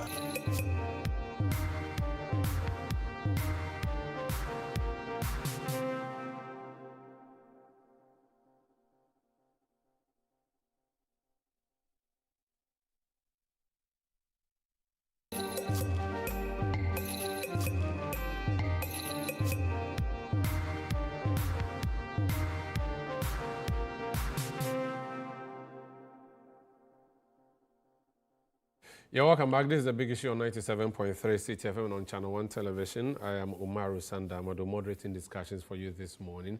And I have in studio, like I said earlier, I have 3 lawyers, the husband of a lawyer, an aspiring lawyer, and a friend of lawyers, being Franklin Kujo. We are going to discuss legal education. But before then, something has happened in the road sector. The President Mahama and the NDC, when they were campaigning, said they were going to bring the big push, which was an agenda to fix our roads. Now, we're all happy, yay, they are working on the roads. And then a report emerged this week by the Fourth Estate that suggested that there were some issues with procurement. It wasn't an illegality per se, but it was seen to be a government not working with what it promised to do. It has to do with the award of contracts and how they were awarded. How many of them were competitive? We are told that none was competitive in terms of tendering. Is that a good thing? Is that a bad thing? Channel 1's Niaiko Okan, he's our parliamentary correspondent. He has put together a report of what happened in Parliament. The minister's response, we'll hear that, and then we'll have the discussion in studio. Following reports that about 76% of road contracts awarded under the Big Push program were done through sole source, and the Minority Caucus on Tuesday addressed journalists calling on the government for full disclosure on the contracts awarded. However, the Minister for Roads and Highways, Gavin Sagboja, addressing Parliament, stated that the full details of the contracts have been published on the ministry's website. Ghanaians have the right to know how these funds are being allocated, given the scale and significance of the program. We are therefore urging the government to act in the interest of transparency and publish the details of the 50 contracts under the Big Push program. This is a reasonable request and a necessary step towards ensuring public confidence in the implementation of the flagship initiative. All that we are doing with regard to the Big Push project are already on our website, so we are not concealing any information in terms of the description of the project, the scope of work, the name of the contractor, the day the contract starts, and when it's expected to be completed is there. So nobody has gotten a scoop, and indeed, Mr. Speaker, there is no scandal about the Big Push. Big Push project was approved by this House, and we shall make sure that it delivers to the people of our country. The Minister for Roads and Highways further stated that only 44% of the contracts awarded under the Big Push program were done through sole sourcing. Mr. Speaker, given the scale, urgency, and national importance of this project, a mix of procurement methods were employed in accordance with the law. Mr. Speaker, it is important to note that only 44% of all the major contracts included in the Big Push contract were awarded by the ministry under sole sourcing. 44%. So not what has been published by a certain online portal. We have also awarded over 400 different contracts through open competitive bidding, over 400. It will therefore be mischievous for any right-thinking member of society to conclude that the Ministry of Road and Highways only procures work through sole. So that's the Minister for Roads and Highways, Agboja. Let me bring in Honorable Dako. Honorable Dako, the Swami Magazine project was one big one in the past. We wanted the road to be done, it has been done. Does it matter how a road is constructed? If the road is constructed, we should celebrate, right? I mean, the man using the asphalt and enjoying it shouldn't bother whether it was given to one contractor or many contractors came and one was given. Does it matter? How big a deal is this? Okay, thank you. First of all, let me create the impression that the Swami road has been done. It hasn't been done. I went to Kumasi many years ago, the Swami roundabout in that the interchange. It's still not complete. Oh. MPP were in power for 8 years. You couldn't complete a road in your home, your bank, your World Bank. Hey, Honorable John Dako. That's a very nice way of putting it. I knew you wanted to blame the government. So I'm putting it on your head now because Swami Magazine, Swami roundabout in Sofola interchange, that one have they finished? Sofola interchange was started by Kufuor. Forgive me, I don't know Kumasi, but those are names. So the Sofola interchange was started by President Kufuor. It wasn't completed. The NDC came, they didn't complete it. Nanado came to complete it. So that's... how about Swami? Swami interchange project. The former Minister for Roads is in studio. Yeah, he's here. Was started by the NPP administration. Okay. And just like many projects, okay, you start, you cannot finish. So if they haven't finished, which one did the minister go to paint Akufo-Addo's photo nicely? No. Oh, those the people have finished the road. They are doing decoration on it and not celebrating. No. The NDC hasn't finished any project in Kumasi for which reason anybody will go and decorate. In fact, these are old roads. In fact, I think it's the Asokwa interchange, which was finished by Akufo, started and finished by Akufo so many years ago. Okay. So they haven't finished any projects there at all. Let's talk about the projects they intend to finish now using the big push. But let me say that the Swami interchange hasn't been completed. It was started by the previous administration. A lot of work has been done. We expect that the current administration will continue and finish it as it was conceived. It was conceived as a 40-year interchange. The minister says that they are going to change it. Initially, he said they're going to bring it down to 2, and then said 3. We don't know. So we need clarity on all of that. But is work ongoing? No. In fact, the contractor's last payment was sometime in June 2024. And so the work has stalled. I've spoken with the contractor. In fact, when you go there, there are just skeletal staff there who are trying to maintain some form of work. Maybe their auditing is like you did when you came. No. So I've spoken with the minister. There's no question about audit. Okay. He said that there are no funds. Okay. My worry has always been that if you say there are no funds to complete the Swami interchange, why is it that you haven't stopped the motorway projects? Okay. Because that's huge. It's bigger than Swami interchange. How is it that the project from I think Kasua to Cape Coast is still ongoing? How is it that the Procurement to Nsawam is still ongoing? So for other projects, the government has money, but when it comes to Swami interchange and the surrounding roads, we don't have money. Let me expand it. In Kumasi, which roads have been put under the big push, or in Ashanti region? Do you know some of them that are under big push? Okay, so I'm told that the Kumasi Ring Road is going to be under big push, and for those who are in Kumasi, Santas roundabout, so from Asqua all the way to Santas roundabout. So there's supposed to be a ring road, around Kumasi, and we are told that it's under big push. Nothing is happening. Does it matter that the procurement was not open for everybody? Does it matter to the road user? Well, that's a very interesting question. I think that it should matter to the road user. Yes, you want your road, but you also don't want somebody to, in my view, to be stealing from your resources because you are the taxpayer. The NDC and the president in opposition, and in fact the president this year or last year when he gave his State of the Nation address, made some statement concerning the problem with the single source, which we are referring to. When the president came to Parliament, this is what he said. He said, Mr. Speaker, we are bringing legislation to this House to tighten our procurement process by banning single source contracts. And then, I want to be fair, and then except in exceptional circumstances.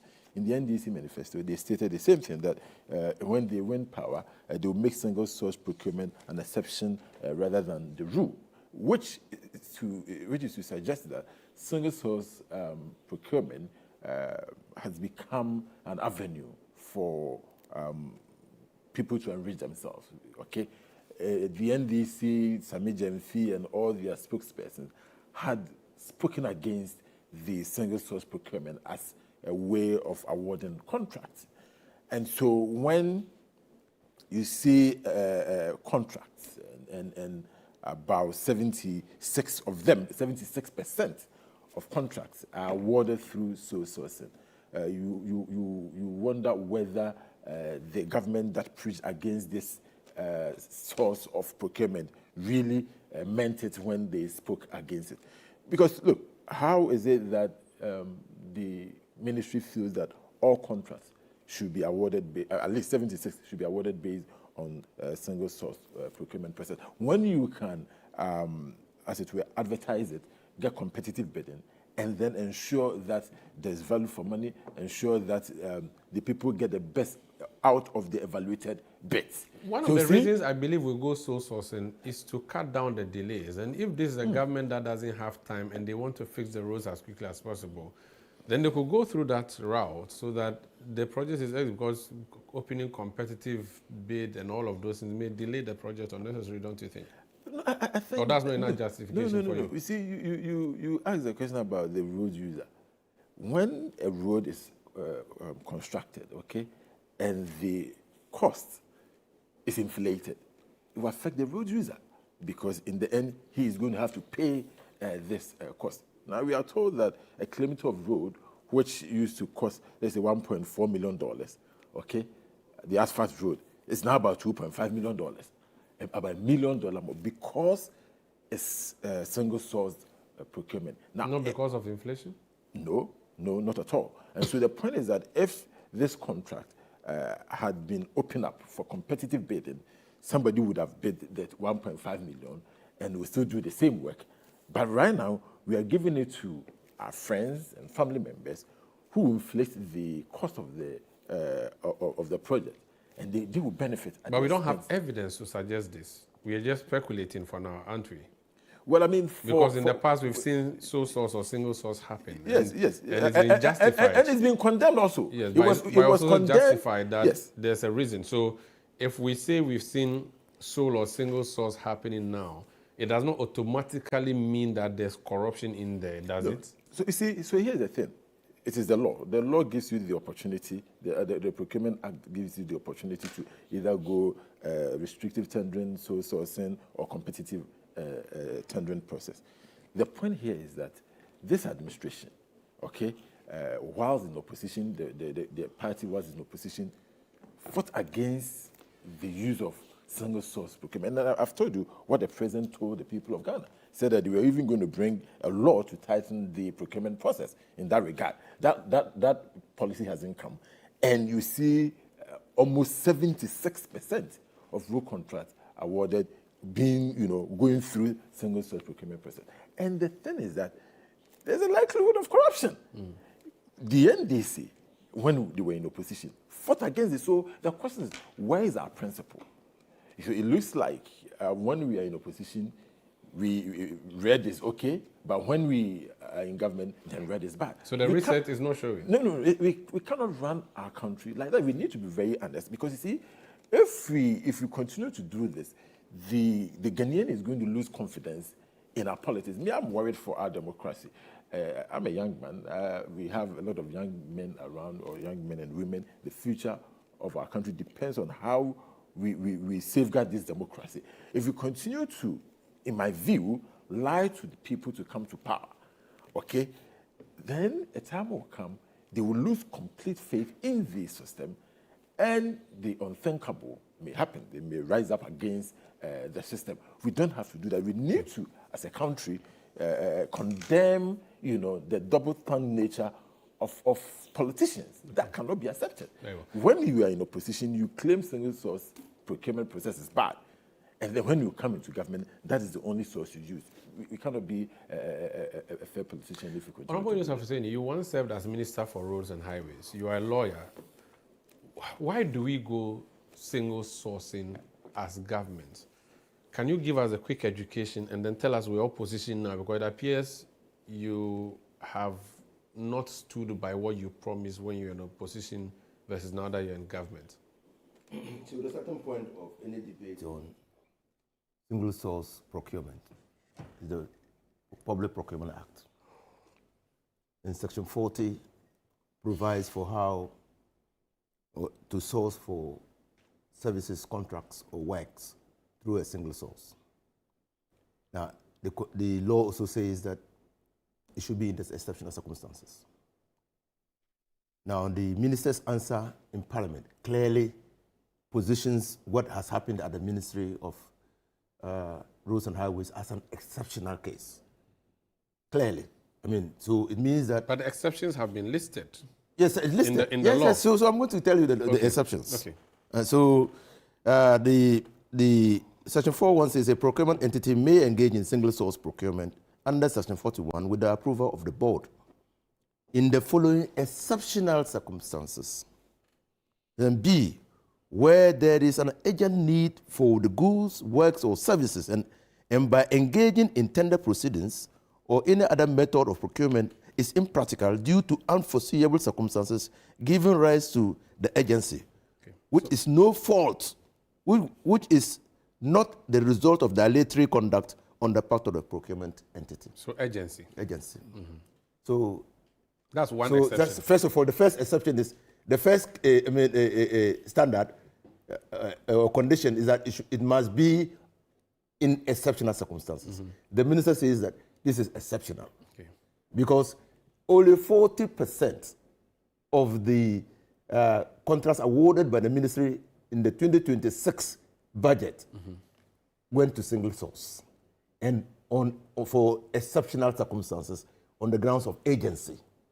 That the contract so awarded will be for a 1 year period to be concluded 2027, largely due to the nature of the roads. And that's why those roads were selected and put under big push. So you must understand the context. Okay. So exceptional. Okay. 2, the law says that when you are procuring under single source, you must receive quotations from the contractor. Okay? Now, those quotations are subject to value, are subject to value for money analysis by the ministry.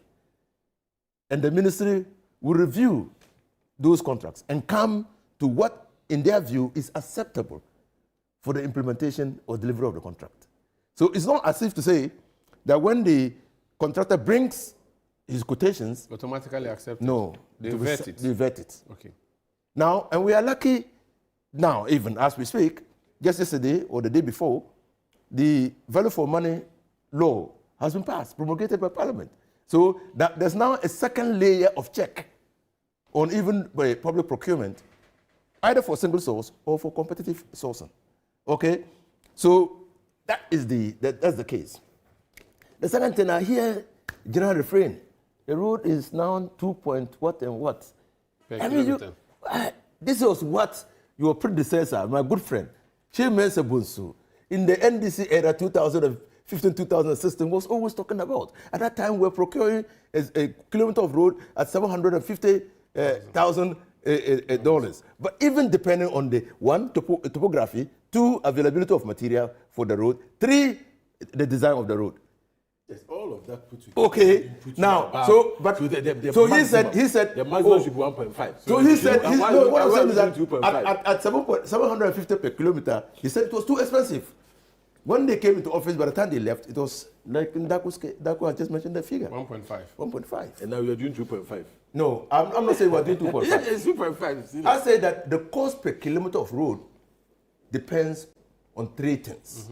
It could be more. The topography. Topography. Availability of material. So material availability and 4, design. So if you're doing a road that has drains, pedestrian walkways, culverts, and whatnot. It costs different. It costs different. From if you're doing a road in Western region, and you're doing the same road in the Northern region, it will be different. Okay. And so when you come and provide a universal cost for a kilometer of road, you will be misleading the public. Because that's not how roads are done. But see, in reading the exceptions, you mentioned urgency for me. How urgent is it for the construction of this road? You have 4 years to be in government. And how much time do they really waste when they go through competitive tendering? For which reason we say, let's just call Company A and let them do. Because the fear is that Company A may belong to the minister for roads or somebody in government. And if that is happening, conflict of interest and corruption and all of those kickbacks, so then let's not do that. Let's avoid it completely. Whichever method of procurement that you choose, whichever procurement method that you choose does not derogate from the requirement of subjecting it to 1, conflict of interest analysis, 2, corruption analysis and all that. It doesn't. So even if you are going to competitive, except that the risk is mitigated if you are going through competitive bidding. But it doesn't derogate from the requirement to subject single source contracts to those analysis. So single contracts can still be clean, that's your position, or they are clean? They are clean. They are clean. And now why then did you, when you were in opposition, say that they were not clean and that's what the MPP was using to steal? What we were fighting against was the reckless abuse of single source. That if where the law says agency, where there was no agency. How do you know? They were the ones who determined there was agents. Oh, well, there should be an objective criteria, not a subjective criteria, not so. Yeah, but you cannot say at the time that they were reckless and you are not reckless. For the roads, we saw the nature of the roads. All of us saw the nature. We saw the communities were about agitating. We had 2 years of roads. So, but what I used to criticize them. Yeah. 2 years of roads. Their vote for the 2 years of roads did not come up to 800 million. Go back and check the budgets. I told them that they were deceiving Ghanaians. Which government has ever run year of roads on 2 successive years? If not Nana Akufo-Addo's government. So that's why the NDC, in conceiving our manifesto, we said we're going to do a big push because we appreciated that there was the deterioration of infrastructure. So, and then to meet the people at the fair needs of the people at the right time, you needed to take immediate action to be able to deal with them. If they were reckless at the time, how are you not reckless using the same vehicle? So when if you are doing a road that is so deteriorated that the people are complaining, and then you can use a single source method because there's already a contractor on the road, or there's a contractor who has the capacity to do the road, and that you will subject the quotations of the contractor to value for money audit by the ministry and by other relevant authorities, and give the contractor 1 year to be able to fix the road. You want to go through the procurement process where you invite restricted tendering, okay? Subject the tenderings to evaluation. Then, first of all, when you invite them, you give them time. And by the time you come to the conclusion of, the point of sending the evaluated bids to the successful ones to the PPA, you've waited 6 months already. So within the 6 months, you are delivering the road. Yeah, but the point is that if you knew all of this, why did you attack? You have to apologize them because what you have done now. We were against the abuse of single source. No, you're being hypocritical now. Is that not what it is? Because it is not. You said A in opposition. It is remarkably different. It's difficult to explain this, is it not? Your road in Dodua Road, yes, that they are constructing. Shai Osudoku. The Shai Osudoku. That is delaying. They are not constructing, please. The road in my village, they are not. No. I saw them do patching. Not that one to the village. The main road. Okay. And when we move the road, we move that road onto a big push, and you want us to, and we know what it causes. What the kind of problem it causes the road users. Yes, but the issue is that, or the road from Nkoko, Accra to Nkoko or in Sawam. Yes, and you want us to... No, but you have to concede that that's why we conceded. That you miscriticized. Why are you not talking about 60% of the roads that are subjected to competitive tendering? No, based on this particular one that the Fourth Estate did, we are told that none of them was... Yes, and that is 40% of the totality of roads that were subjected to contracts. All the big push projects are under state source. All the big push, 50 billion Ghana City project, all of them. Oh, not a single one. Where's your evidence? Oh, but this year. But that's what the Fourth Estate published. What I'm saying that the Fourth Estate is dealing with 40% of road contracts. Didn't you listen to the minister? 40% of all road contracts in the country. Big push, all of them. This year, commitment authorization for projects under big push. Okay, so if big push is 40%, if big push is 40% of the road projects, you are singling out. This is 100% of big push, all of them. Yes, so but that 100% is 40%. If even all big push projects are under sole sourcing, and then that 40%, that 100% is actually 40. That's part of the 40%. That's 50 billion Ghana cedis we are talking about, and somebody is sitting there dishing the contract out without competition. No, but what is the evidence that the giving of the contracts on sole sourcing has led to corruption? What was the evidence when you were attacking the previous administration? Because nobody has been prosecuted currently for stealing money. We all criticize, Akufo-Addo criticized the John Mahama one administration when I was road minister on sole sourcing. Yeah. In fact, when you go back and read Akufo-Addo's 2017 State of the Nation address, he said they were remedying that. He said they were, and I was minister, and I know what he said. But if it was wrong then it's still wrong now. Well, what I'm saying is that we are not breaching the law. Yeah, but there's an issue around law and morality. So you can say that you are safe under the law, but people say no, it is still not right under morality. And that's provide the evidence that the big push projects have been motivated by corruption. And then we'll all support you. Okay. Let me, Oliver, I'll come to you because I want to know whether fixing the country means fix it and justifies the mean. I want to hear from Azuri because he's part of the Fourth Estate. I want to see the extent of work that they did. Manasseh, you're welcome back. You are an investigative journalist. You focus on corruption.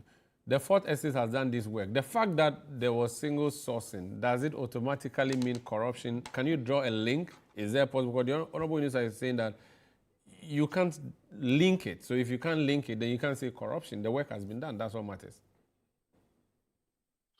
Well, a few things before I get to your question. I'm no longer with the Fourth Estate. I left a long time ago, and I've published that on 2 occasions. Oh, okay. 2, I think this government and some of the ministries must be commended for the transparency. This debate will not be happening if that transparency was not there. The minister said they published the contracts. It is good. We heard Gold Board also published the contracts. Transparency is one of the best ways to fight corruption. And I think we shouldn't take this level of transparency for granted. The institution should be highly commended. This does not also take away the good work of the Fourth Estate, because not every media house is minded to look at the issues that matter. So even if the information is out there, there's something we call hidden in plain sight in investigation. Some pieces of information will be out there, but not every journalist has the eye or the mind to work on it. So it doesn't take away the good work the Fourth Estate has done. 3, the minister is saying 44%. The Fourth Estate has a different figure, and they are publishing that. I have not seen the ministry saying that this contract you've published is not true. But granted that we're even working with 44% of the big push projects going through sole sourcing, I think that is a serious cause for concern. It isn't a figure that we should say just 44%. If you add 6, you're looking at 50%. That would be almost half of the contracts going through single sourcing or sole sourcing. And road construction is not like a blood transfusion that we say, okay, if you don't do it, the people will die. We know the history of this country.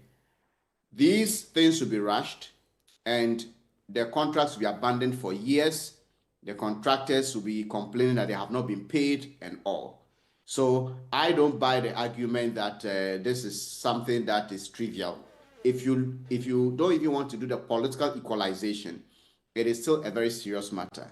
Now to the substantive question, it is true that a contract that is sole source doesn't automatically translate into corruption, but there is a reason the framers of the Public Procurement Act made sole sourcing an exception under very stringent conditions.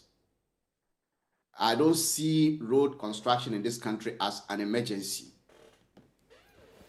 I don't see the contracts as classified under a system where only one contractor has the proprietary rights to or the license to be able to execute. National security. National security, I don't see that. We know how long these contracts take. And when we say corruption, corruption happens in so many ways. If contract A was put out there, and then the contractors bidding, one says, I can do it for 50 million. Another says, I can do it for 70 million.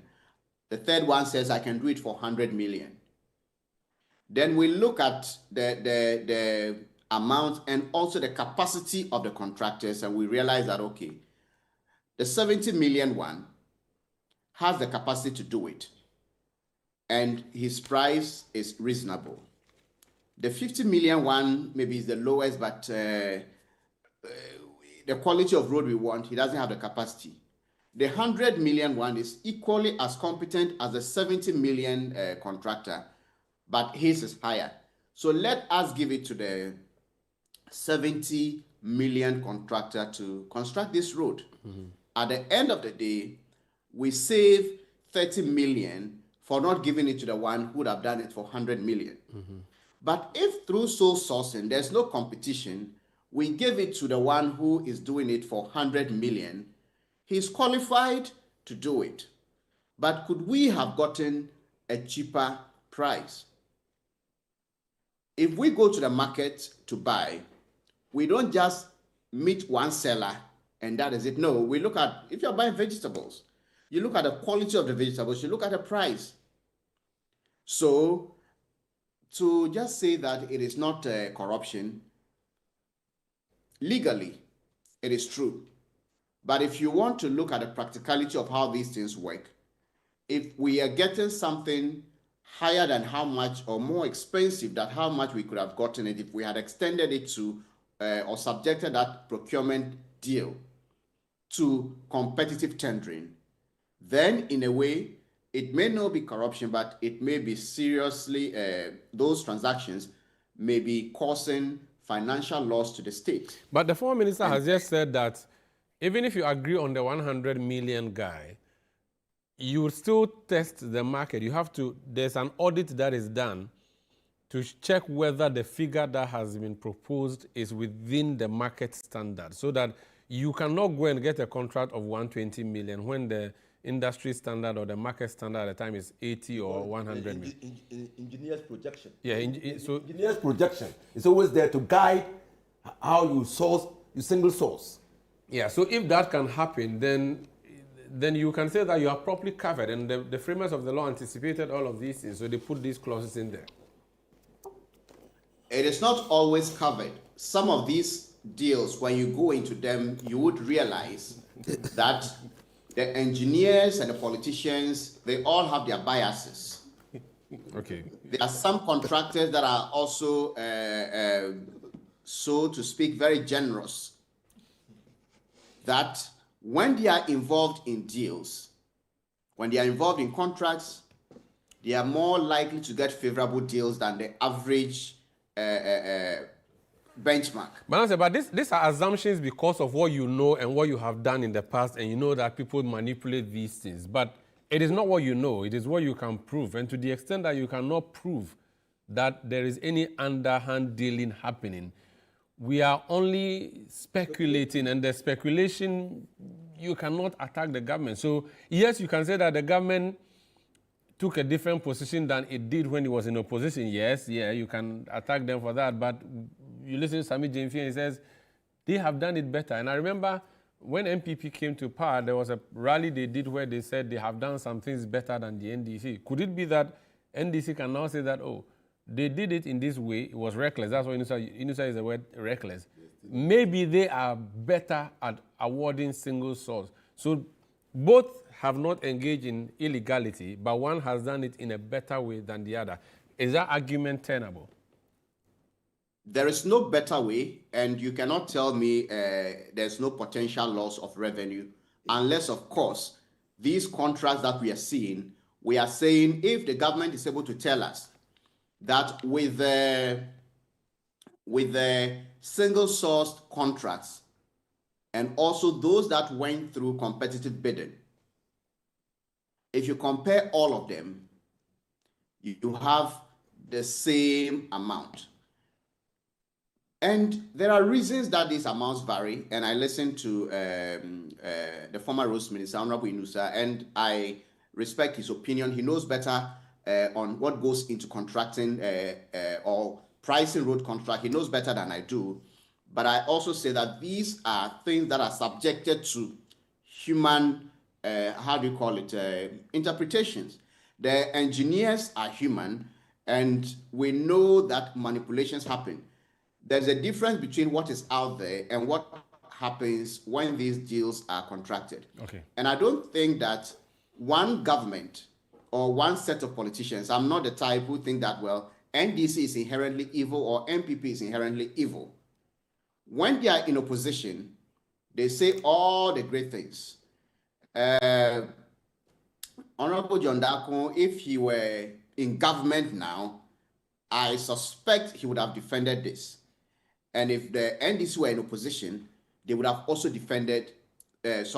criticized this deal. Our position as citizens is not to say that this is bad, this politician is bad, or this person is doing it better. Let us look at the reality. If single source wasn't a problem, the law wouldn't have made it an exception rather than the norm. And they made it an exception because the likelihood of abuse is higher than the competitive tendering, if the competitive tendering is done well. And in all of this, from my experience, competitive tendering is also abused in so many ways. Okay. There can be a contract and then it will go through all the processes, but from day one, they knew who they were going to give it to and they know how much they want to give it to that person. So it means sole sourcing and single sourcing and competitive, so far as the people who are presiding have some level of discretion, you can't really do much. So what's the point? Allow both ways to go. The point I'm saying is that no method is sacrosanct, no method is corruption-free, no method is manipulation-free, but some of them have higher standards. Okay. And it is so let's use those ones. To manipulate, how do you call it, competitive tendering than single source and then restrictive tendering. Okay. Oliver, your tagline is fix the country. The government says they are fixing the country by fixing the roads. The issue is that, okay, they are fixing the roads, but they are giving to just a particular guy to do the fixing. Is that wrong in itself? The view is that, well, it's not illegal, but is it morally wrong? And does it matter that this is what they have done? You know, I mean, mine and Democracy Hub's consistent view on sole sourcing is that we are not the biggest fan of it. Okay. And in fact, I think that there's an element of perhaps the way in which the question is framed that I think that my brother Honorable Inusa would have joined us more on how we talk about these things. So that it doesn't become a defense of Abuja, for instance, and in terms of the big push, but on a general question and why the NDC, for instance, came to a consensus that we have to be able to restrict this better than we are currently doing now. So we all admit that the system as it is broken somewhat. I used to practice in DC, in the US. The vast majority, the US government contracts trillions through public procurement, which made it such that in DC specifically, in the law firms, procurement law was a specific area of practice that no other place in the country had. Because when there's more competition, there's more contestation around it, whether or not you made you are fair in how you attributed your discretion to give this contract to the other person or not. We don't see any of that litigation around procurement decision in this country, which is strange because these are decisions, government is the biggest spender in this economy. And if decisions around how we procure and how we give are not constantly being challenged, then it tells you there's a problem around how we're doing this. Secondly, because government is the biggest spender, it is your biggest avenue to how you boost private sector participation and ensure more creativity and competition within the space. So it's not just about the end result of whether you're building a road, but all the incidental elements of how you move your economy forward and how you ensure broader equity within the economic system is what you use with your procurement processes. Now, if you look at all best practices and how we've, conceptualized even how we came to making sole sourcing an exception within our laws, is the recognition that whenever government spends big, the competition around and the attempt to influence those who are making the decision to give government contract is high. People are willing to pay as much as they can to be able to influence the process. The conversations around disclosures, about how you open the envelope, about what you consider first, even before you come to the financial assessment, all these things are how you better insulate the process from going forward. So I'm interested, even when it comes to the conversation that 40% or maybe 90% or 100% of big push or the general road contract have been given through sole sourcing. I'm also interested in how many of those sole sourcing requests were rejected by the Public Procurement Authority. Okay. That will give us a big picture of how so the pushback. PPA is also important in this discussion. Absolutely. And there's completely no this. I mean, Manasseh, for instance, did an investigation on the PPA itself and showed how PPA itself was involved in the sale of contracts. Yeah. So that whole infrastructure gives a big, issue for concern about how we do these things. Now, in terms of being on the front foot, and this is where I completely align with John, that if we don't take care and we continue to be able to undermine people's trust in these things, we imperil our democracy. Because if the NDC's position has been that, listen, this has been so problematic that we want to introduce legislation to make sure that it is only in the exceptional and most exceptional circumstances before we get there.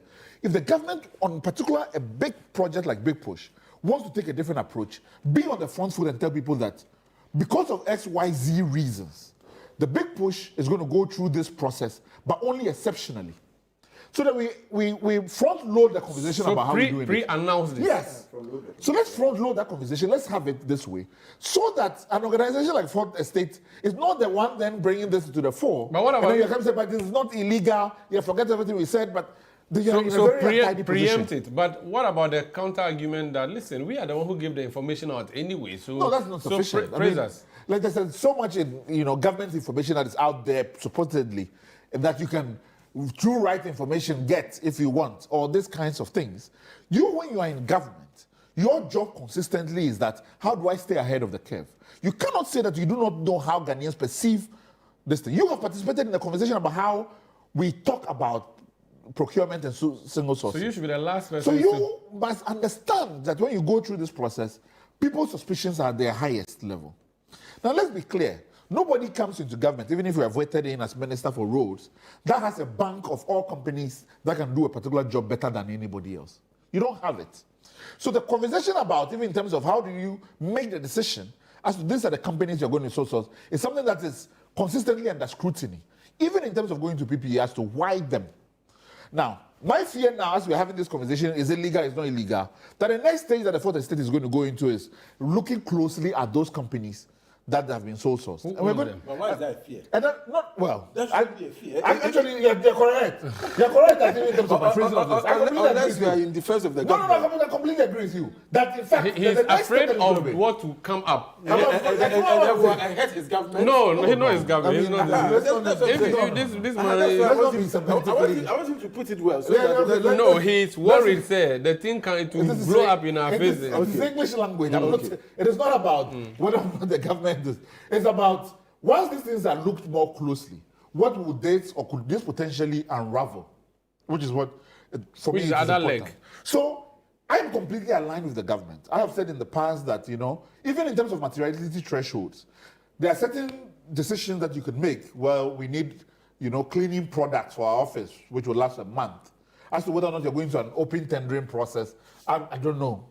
So if it is that the government decides that anything above 10,000 cedis must go to an open, whether it's restricted tendering or whatever tendering, let us define those even more clearer than we have currently in the system.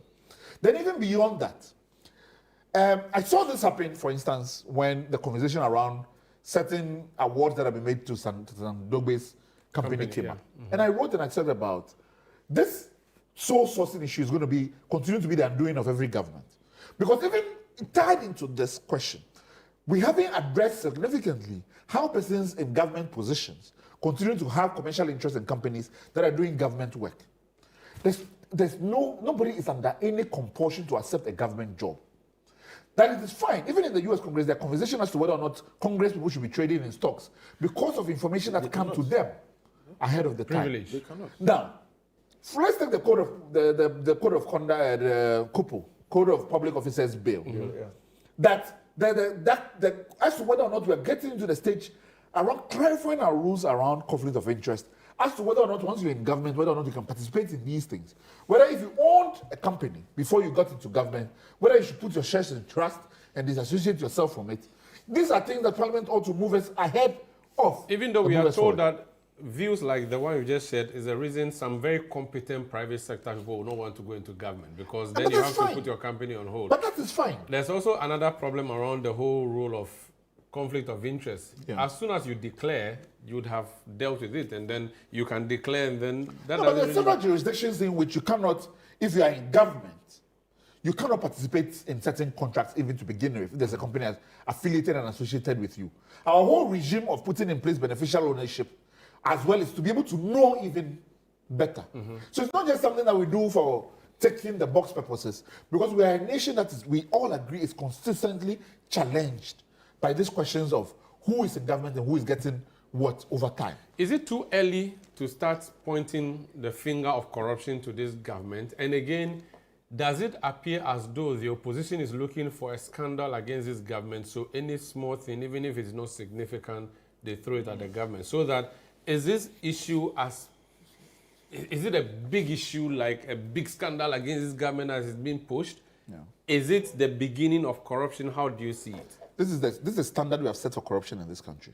We have removed the Chief Justice over procurement breaches in connection with travel. If that is the standard of public conduct in this country, then nothing is too small, in my opinion. Now, the opposition must do its job, and what it is doing is absolutely fantastic for it to continue to do. I want them to also move the conversation forward, so that the feeling that most people have, as Manasseh said, that when government changes, then they get into the defense and how do you call it, attack, would cease. So when you're taking this forward, the NDC, for instance, in opposition, then make concrete proposals saying that we're going to ban it, we're going to do this, move that project forward. The opposition then, when it's having this conversation, is not only to then run it in terms of the media commentary and mileage around it, but then concrete proposals in terms of private member bills, things like that, that would then tighten the screws around these things. But this is something that we must all deal with. But my position has always been clear. I view government as a continuum. It doesn't matter to me whether the NDC is in power or the MPP is in power. They act in our name as government. The conduct and the things that they say that bind them, the thresholds of accountability that they themselves endorse, I will continue to hold and stick to those. And if they don't abide by them, then nothing is too small to blow the whistle on. Honorable John Darko, how far would you push this? Because your hands are not clean either as you come to equity. So do you feel restricted yourself? Because you would also be accused of engaging in West. The NDC says you were doing it in a reckless manner. They are doing it in a more refined manner. I mean, I don't know how we came to that level. If it's wrong, how can we say that my wrong is better than your wrong? Except that it's not wrong. I mean, it's not wrong. In law, it's not wrong. I want my senior to repeat that what the MPP did at the time wasn't wrong. You actually wage your campaign based on that. Lawyer Inusa, and you said he wants to hear you say it. That what the MPP did at the time wasn't wrong. Well, sourcing is regulated by law. It's the way and manner you go about sourcing. No, senior. No, it's regulated by law. If you say that sourcing wasn't wrong. No, you will say that. No. You see, we don't want to state it. No, what I'm saying is that. But if it does state it, does it then nullify your own arguments here? No. But you see, that's why in this conversation, that's why in this conversation, I like the approach of Oliver. Yes, the ministry would have done itself a lot of good. If he did pre-announcement. Because of the nature of our roads, because of the problem we come to face, this is what we want to do. So we put everybody on notice. So it's a better way to do it. So that you're not chasing the narrative, you are leading the narrative. You see, again, because of the politics around it.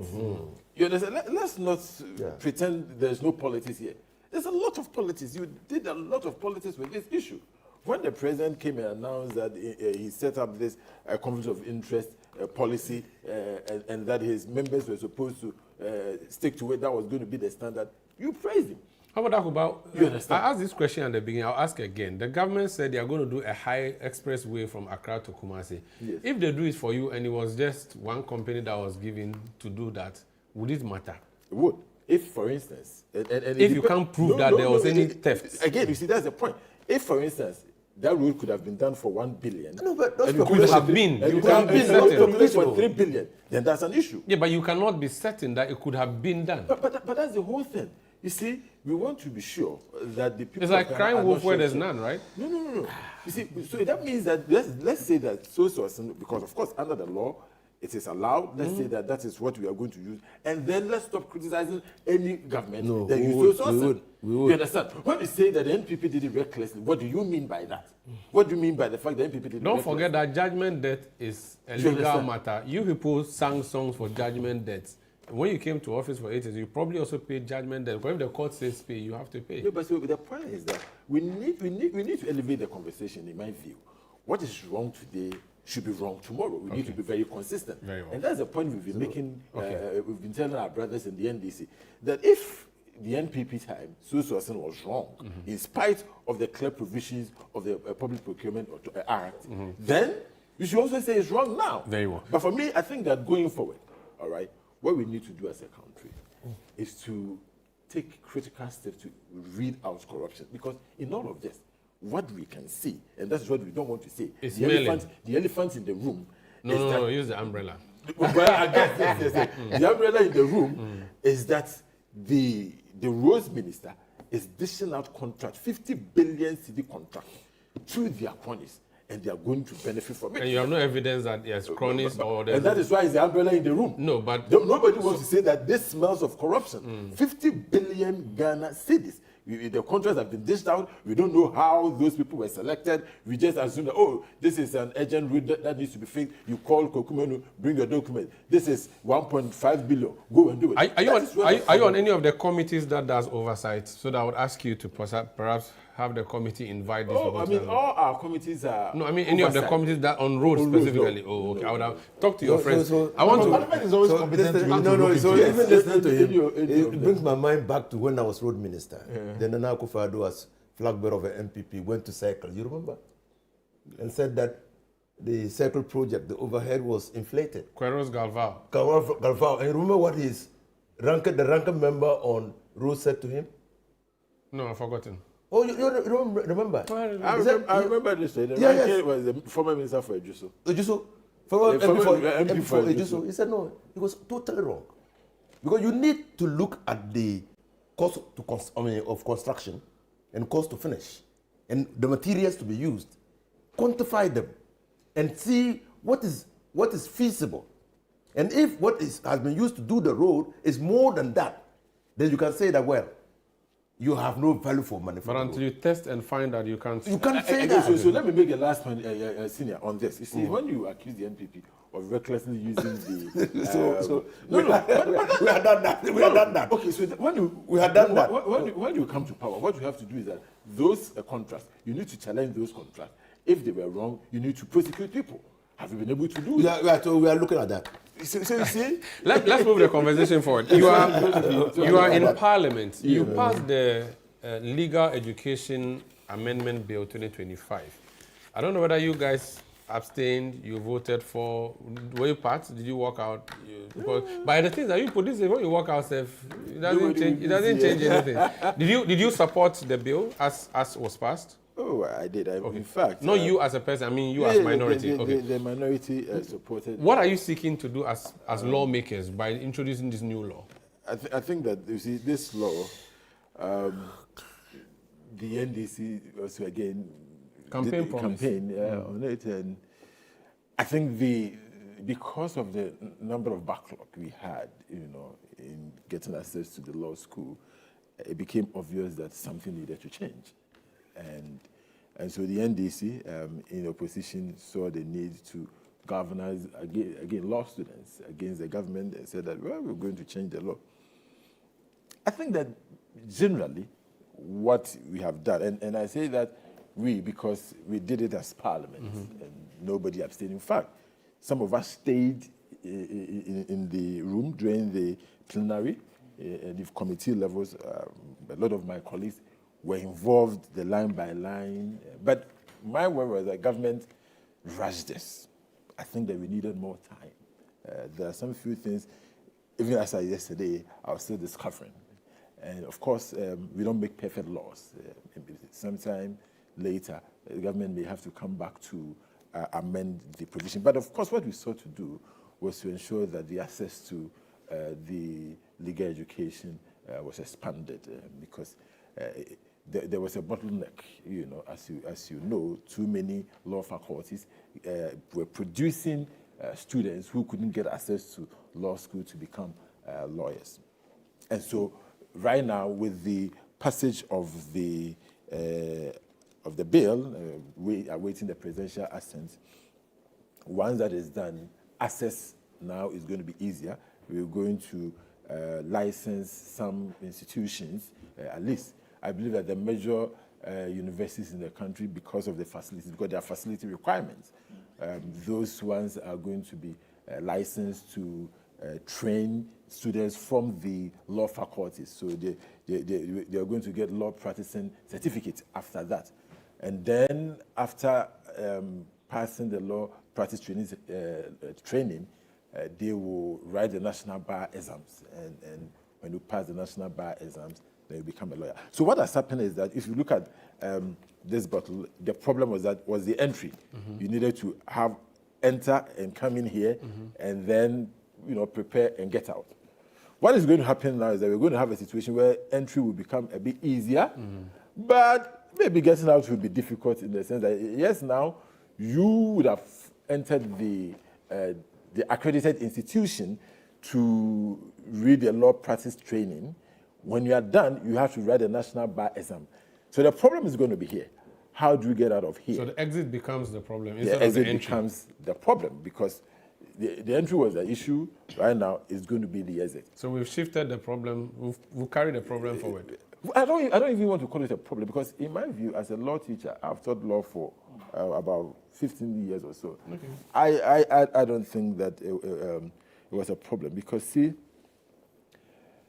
we had a lot of people trying to read law. And maybe somebody will say you're selfish, but let's look at our economy. Why are we churning out about 1,000 lawyers a year? It's too much or too less? How many doctors do we churn out a year? How many? Does it matter? The people pay their own fees. They want to be how many lawyers. engineers do we churn? No, I'm talking about us as a country. How many engineers? How many entrepreneurs? Because see, this is a country where everybody, Legon will produce about 70,000 graduates in 2-3 years, or every year about 10,000-20,000. So you're from the school of thought that things let's not produce so many lawyers, so let's restrict their entry. You are part of the people who have been preventing No. 499 people are looking for you. Yeah, of course. I mean, I teach, so I understand their frustrations. But I feel that as a country, our focus should be more on training people who become entrepreneurs. Okay, people not lawyers. No, we need lawyers. Every country will need lawyers. So long as we run as a country, we need lawyers. I want to be sure what your position is because see, you are talking about how many lawyers you produce a year. So let's say this year. How many lawyers can we, actually produce a year? I'm saying my point is that does it matter? I pay my fees. I said I want to be a lawyer. Why would you be worried about that? No, but it's not as if I'll come to you to knock on your door and give me a job. Lawyers don't come asking anybody for a job, right? So let me make the point. Before I'm misconstrued, I'm saying that in the end, we cannot just allow anybody who enter law school to come out if you are not properly prepared. Okay. So you need to be prepared. That is why the law practice training part is very important. Okay. So at this point, if you are unable to pass the required course, you cannot come out. Very well. So let's say that if next year people go and write exam and all of them are able to come out, all well and good. But the point is that as we produce more lawyers, we need to ensure that we maintain the standards. Very well. Because it's very, very important. Okay. You don't want a situation where everybody who says, I want to be a lawyer, will just enter law school and become a lawyer. Okay. Because you see, that lawyer can get you to lose your property. Yeah. In fact, it can lead to death. The same way we want to train doctors in such a way that they don't come and kill us, we need to ensure that lawyers are properly trained so that, Thank you. they don't destroy us. 2 minutes for the rest of you. Oliver, you work with someone who had a struggle getting out of the law school. Do you see this new law as moving the bottleneck from the beginning and putting it at the end? And is it good for legal practice and legal education? Listen, I love the law. There's nobody who can say that, I'm not somebody who... I value the education that I got in law school. I hope for everybody that everybody gets the kind of enlightenment and confidence that the law gives everybody. So there's no question about it that I've been interested for a long time in how we reform and rethink legal education and access questions like that. We've gotten to a point where I think we all have to agree that in terms of the funnel situation that we had, that the difficulty of getting in was not linked to quality, it was the absence of access, infrastructure to be able to accommodate. So that's where the problem was. And the problem we are now solving is removing that infrastructure barrier to give people equal access. Now, nobody promises equality of results. You only promise equality of opportunity. So that as many people can get trained, that the law exams, the bar exams then becomes the marker of how whether people are ready to get into the legal market. When I wrote the New York bar exams, I was sitting by a lady who was American, who was taking the bar 3 times. Wow. Okay? It doesn't mean that everybody passes on first try. Okay? If those who are able to pass it, they pass it. So, but now is it's opening up access, which is what government must be in the business of doing. The facilities are there, you are then able to study in many venues. Then you go and write and it tests your capacity to practice. That's whether you pass is your problem. That's your problem. Okay. But now, maybe I'm not considering, but if that's the argument, in the previous system, there was also the opportunity for you to write exams, okay, and get in. No, that's a different. But it was deliberately restricting because there was no space. Access, but based on availability of places that are there. At the ultimate analysis, we're not going to say that we only want to graduate 1,000 lawyers a day, so a year, so that even if we have more than 1,000 passing, we're not going to call them. That's where it shifts the conversation a bit. So I am all for how we do this and move this forward. In fact, we're a country which is underserved in terms of the lawyers that we don't have enough lawyers. We don't have enough of them. As to, in terms of policy prioritization of what we want to encourage people to do, as a nation, we can define our needs differently. Whether I want more masons, whether I want more nurses, you find all kinds of different incentives to encourage people to go there. Not the point where they have already completed an LLB and say that, oh, why are you more of you not in this other field? Then you have frustrated the people's life. I have people who did LLB with me and still have not been able to get into Makola till today. How many years? That's like 100 years ago. You see? So I am hoping that this opens up the opportunity. He's not that old. He's not that old. I'm hoping that it opens up this opportunity for so many other people to attempt wherever it is. Okay. Then we can shift the conversation differently also about, even as we're opening this up, we have to recognize the disparity. How many law schools exist in the northern part of the country for people to be able to go to? How many people have to come down to the south to be able to do that? So one step we can at a shift time. the conversation about access and equity to different areas. Alaji, that's what I'm going to ask you quickly. So we've passed this law. We are saying that beginning this year there will be no entrance exam. Ghana School of Law, Makola, has been collapsed. And No, yet, it's still there. I mean, it will be part of the universities that will be offering accredited that. institutions. It will not be sole source. It is not. So it's no more sole source. It's now restricted. No, it's not even restricted. It's competitive. It will no longer be exclusive. Yes, but my question is that, have we prepared other universities to do this? Because if we haven't, then we are in a hurry. Should you have taken our time? Well, definitely, the question of being in the haste should not arise at all. In 2019, I delivered a paper on behalf of the Attorney General, Dominic Ayeni, to the minibar. Deputy Attorney General then? 2009? No. He was in Parliament and they had invited him, now Attorney General. Okay. And then the conversation was around this already. How do we expand access? And so it's not in haste. MPPs decided that they wouldn't do anything about it. Maybe because of conservative thinking. Let's limit the number of lawyers, people who come out as lawyers. But the question has always been, it was scandalous that more than 1,000 people could write exams to enter the Ghana Law School and they could only admit 180. It was scandalous. And then, there were people. You're not being fair. Then there was. Under the same regime, when you were talking, I was quiet. I was quiet. Under the same regime, about 700 to about 800 people were admitted. In fact, can I make my point? Last year when I got admission, about 5,000 of us wrote, and they took 1,400.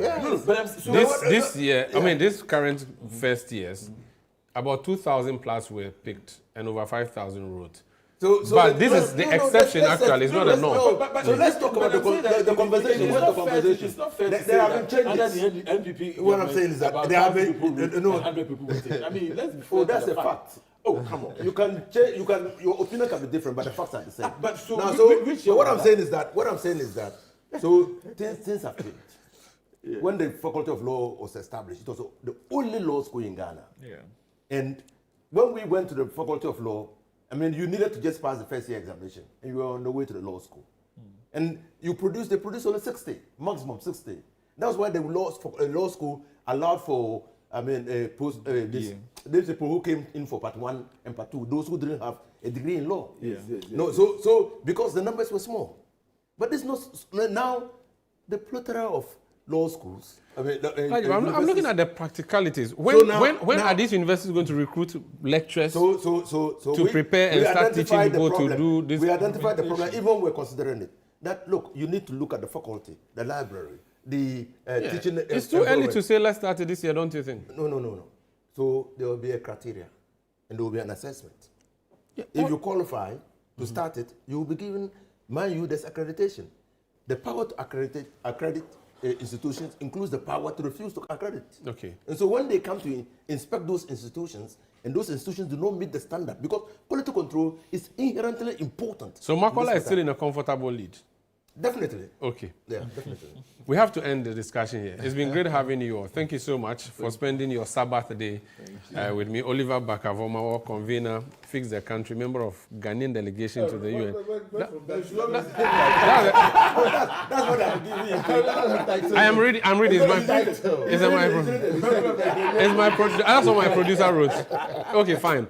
Oliver Bakavoma, the boy who grew up in Akuse, even though he's from Sogakope. Which one? Is that correct? Professor Kojo Gavois is gone. He was with us, the lecturer at University of Archaeology and Heritage Studies.